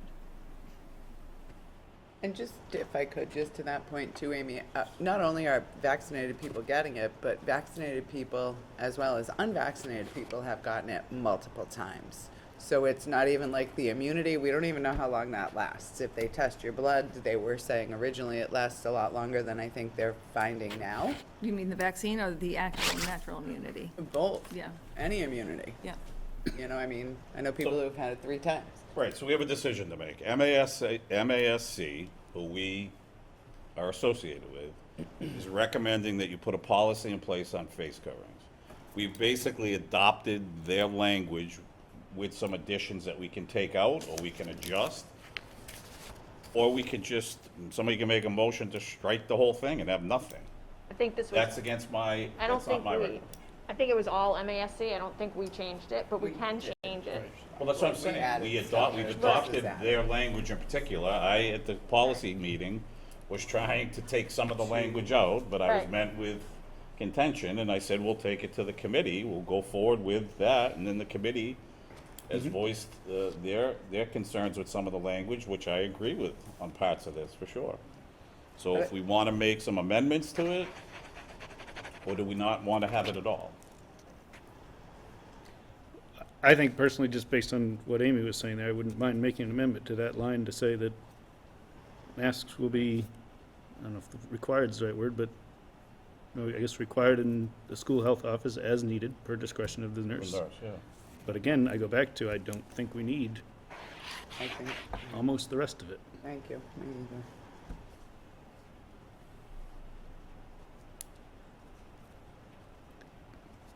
Remember, this is an Oxford School Committee policy, not an MASC policy. MASC can have their recommendation policy, and we can advertise that. Absolutely. That's exactly what I said. I said, we're adopting that, and we can change it to our liking. I'm hearing some of you say that you didn't want to have one, period. And I was saying, I think we should have something in place that's going to cover us. That was my only, as a committee. That's kind of our job. So is everybody in agreement that masks were required in all health offices as needed by the discretion of the school nurse? Yes, We in agreement on that? we like that. Students and staff returning from a 5-day, it shouldn't even be quarantine, right? Isolation. And we might not even use the whole thing, but let's just say students and staff returning from a 5-day isolation following a positive COVID test must follow strict use, or it's recommended? Maybe that would Should we feel- change it The to wording there that? is a little weird too, because it says following a positive, so that insinuates that Right. from you the could have been test s- date. Right, you could have not been rather than- symptomatic 4 days before. Right. So, staff and students returning from isolation, or just take the whole thing out? It's recommended you wear a mask? It's not saying you should, or you have to, no one has to monitor it? Right, well, I mean, we're not going to monitor. Right. I am going to give recommendations, you know, educate. And when the student or the parent hangs up the phone or walks out of my office, there's no other eyes on them. What's the pleasure of the board? Changing the language in it?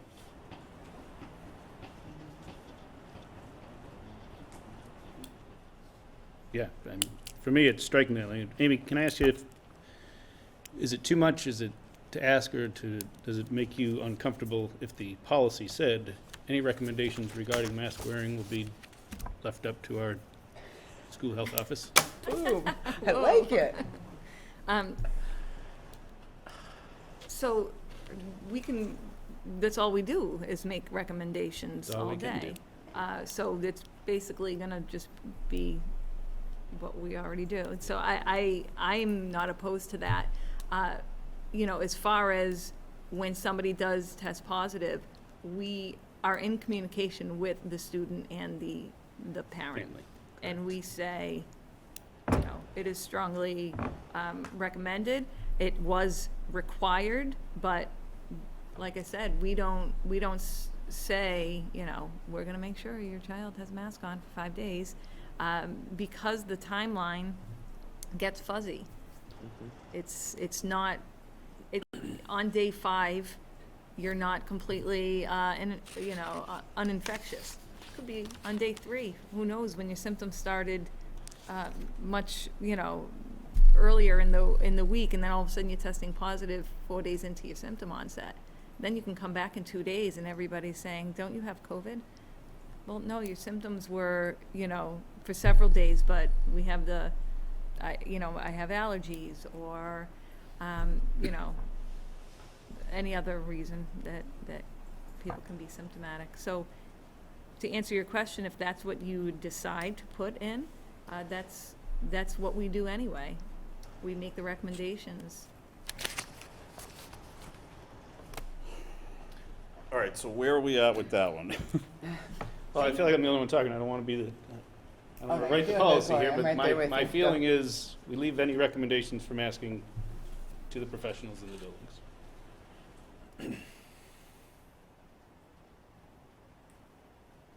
Or, Superintendent, do you have any thoughts? I think what Amy said is that's what our nurses do every day, is they make recommendations. And I think if a kid is symptomatic in the nurse's office and they're gonna ask them to put a mask on, I think they do things like that already.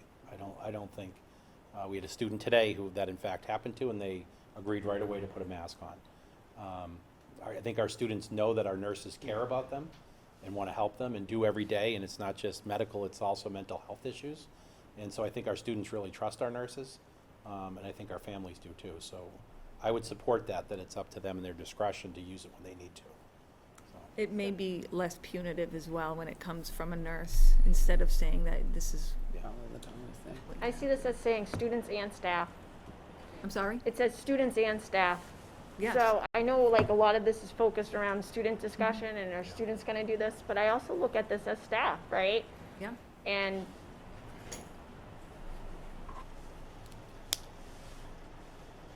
you're gonna have maybe less access to staff medical information, maybe not. I know you can see these things in different places but I would hope that if somebody comes back early, I know us as teachers, like, we always push ourselves harder to come back, and maybe, oh, I'm feeling better, but am I really feeling better? But I don't want to really wear my mask, but here it is in writing that I should really strongly wear my mask.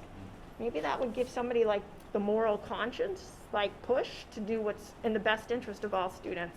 So they're not infecting potentially their immune compromised child that sits in front of them that they don't know about because they don't have privy to their medical access. So when I look at policies, I look at what's in the best interest of everybody. It is just a policy when it comes down to it at the bottom, like at the end of the day. But if it's in writing, it's there for somebody to kind of go back and have like a moral reflection. Everybody's going to do ultimately what they think they want to do. It's up to them and All right, could whoever. I make a But proposal? I feel like it should be there. So the first bullet, so to speak, or the first thing, a face covering, what if we just said a mask is recommended to be worn by individuals who are, what was the word you used? Who don't have the antibodies? What was the the more appropriate way of saying it without singling out non-vaccinated and, have immunity, natural immunity, or have? So a mask is strongly recommended to be worn by individuals who do not have COVID immunity?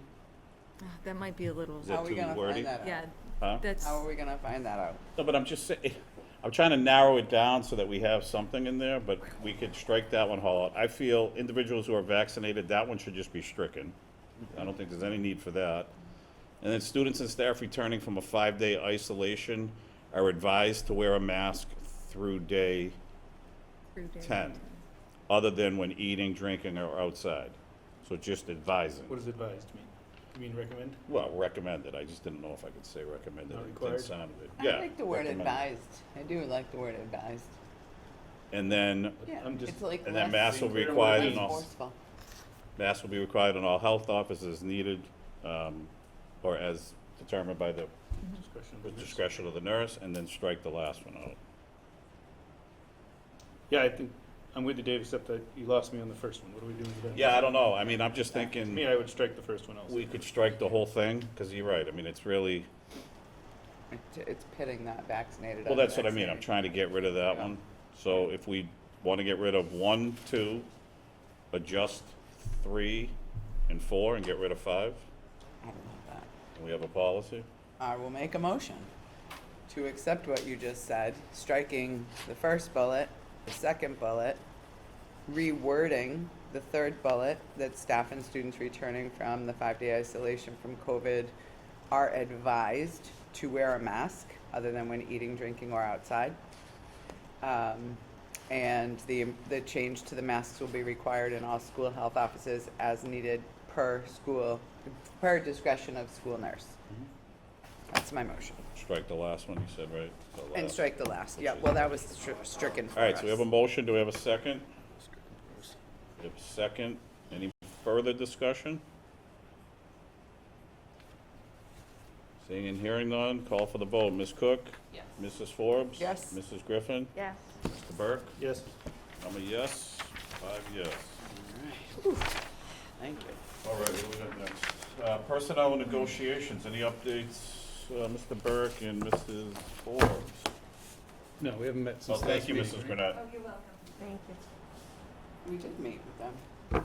Yes, Since our last school committee meeting? didn't we? We had school committee on Monday, and did we meet with them on Thursday? Calendars, man. I think we did, same week. Didn't we? I mean, any update, or, I mean, it's. I think we did. We definitely did. Yeah, I remember the timing. School of it. committee No, there's Monday, there's and no that update was at this meeting point. week. I think we had them Nothing that substantial Thursday. happened. Nothing substantial happened. Nothing substantial happened. We'll go with that. We'll go with that. Perfect. School buildings and safety, I know nothing substantial has happened with that. The emergency guide, though, thank you, Mr. Lucas, and to all the members Thanks, Amy. of our community for that. District Accountability and Curriculum Subcommittee, We have not Mrs. met. Griffin and Mr. Burke. We have not met. We're gonna meet soon. Did we I say March? imagine. Yeah, we were waiting for that data, so we were Okay. supposed to meet in March, yeah. Okay. Right. Diversity, Equity, Inclusion Subcommittee, Mrs. Forbes, Mrs. Cook. No, we actually meet next Wednesday, so we gave our report for our last meeting, at our last meeting. All right, thank you for those updates. We do have a warrant report, Mrs. Griffin. So I have a warrant report for this evening, February 28th, 2022. I have signed a payroll warrant on February 17th, 2022 for $686,436.34. I signed an accounts payable warrant dated February 22nd, 2022 for $219,035. And an accounts payable warrant for March 1st, 2022 for $183,984.43. And that is all. Thank you, Mrs. Griffin. Members forum, so Ms. Cook, anything you want to add or ask for, request? No, I just wanted to thank even our trainer and Mr. Pete left. I just wanted to thank them for their hard work on all that data and providing us with that. And Mr. Mizzou with all your hard work that you do too, giving us all that information. And I'm super excited about the program of studies, which is something I wish that I had in high school, but now I'm very thankful that other kids will be able to experience that. Thank you. Mrs. Forbes? I'm quick and easy today. That polar plunge was really great, and I would like to give a shout out to those people who ran across freezing cold ice barefoot, only to jump into freezing cold water and then have to swim their way out. I may actually do it next year because I was a little intrigued by it. I was too, I'm But, not gonna uh, lie, it was so windy. We'll go out. hand in Yeah. hand. Okay. All right, jumping in together. But it was really great, and I was happy to be there to witness that because it's on my bucket list, but I want to do it in the ocean, so I may have to start at I Carbuncle. want that ice section a little bit wider though, that was kinda narrow, that little hole they were jumping into. Because I think it wasn't deep enough, and they didn't want anybody cannonballing and diving and those kinds Guy of things. cannonballed later. He was good. Thank you. Oh, go ahead, sorry. I also want to say I'm so happy about the 3 programs of study, and I think that offering things to kids who may end their academic career after high school, giving them some opportunities at this stage is amazingly great. And I would also like a little bit of follow-up. A lot of people have been asking if we are going to be offering a full-day preschool, and I don't know if that's a setup, but I would love a little more digging into that to see if that's a possibility. And that's it for me tonight. All right, thank you, Mrs. Griffin. I feel like I've said enough, but I'm very grateful to everybody. The program of studies looks phenomenal, and I really appreciate all the hard work that everybody is doing. That's all. Thank you. Thank you. Mr. Burke? Nothing besides that, nothing new. Awesome, good night. Yeah, I'm the same way. Thanks, Mr. Nugent, Mr. Lucas. Just the vision about the foreign language and really talking as a team, what's best for kids and who are on the college and career path and program of studies. It is awesome. So thank you for that. And thank you for all our presenters tonight for coming out. We do have final public comment. Yep. So do we have anyone in the audience? I don't see any public out there. It's just the employees. We're here almost at the 3-hour mark, so thank you, gentlemen. All right, public comment is now closed. Future business topics, if there's anything, I know we suggested a few things. If there's anything that we want to see on the next agenda, please email me before a week from today, well, next week, so we can get that on. And we do have, our next regular meeting is Monday, March 14th, 2022. We do need to go in executive session. Please help me here. Helen, do I read this first and then take the motion? Yep. All right. Pursuant to MGL, Chapter 30A, Section 21A, subsection 3, the committee will enter executive session to discuss strategy with respect to collective bargaining with the Oxford Education Association, the Oxford Clerical Workers Unit, the Oxford Instructional and Library Aids Unit, and the Custodial and Food Service Workers Unit, as is necessary to protect the position of the public body. The committee will exit executive session and adjourn the public meeting without conducting any further business. We have a motion to go I'll into make that executive motion to go session. into executive session. Motion, the second. Any discussion? Besides the fact you don't want to do it? Call for the vote, Ms. Cook? Yes. Mrs. Forbes? Yes. Mrs. Griffin? Yes. Mr. Burke? Yes. And I'm just gonna say no, but it's 4-1, it still passes. We are in executive session, thank you.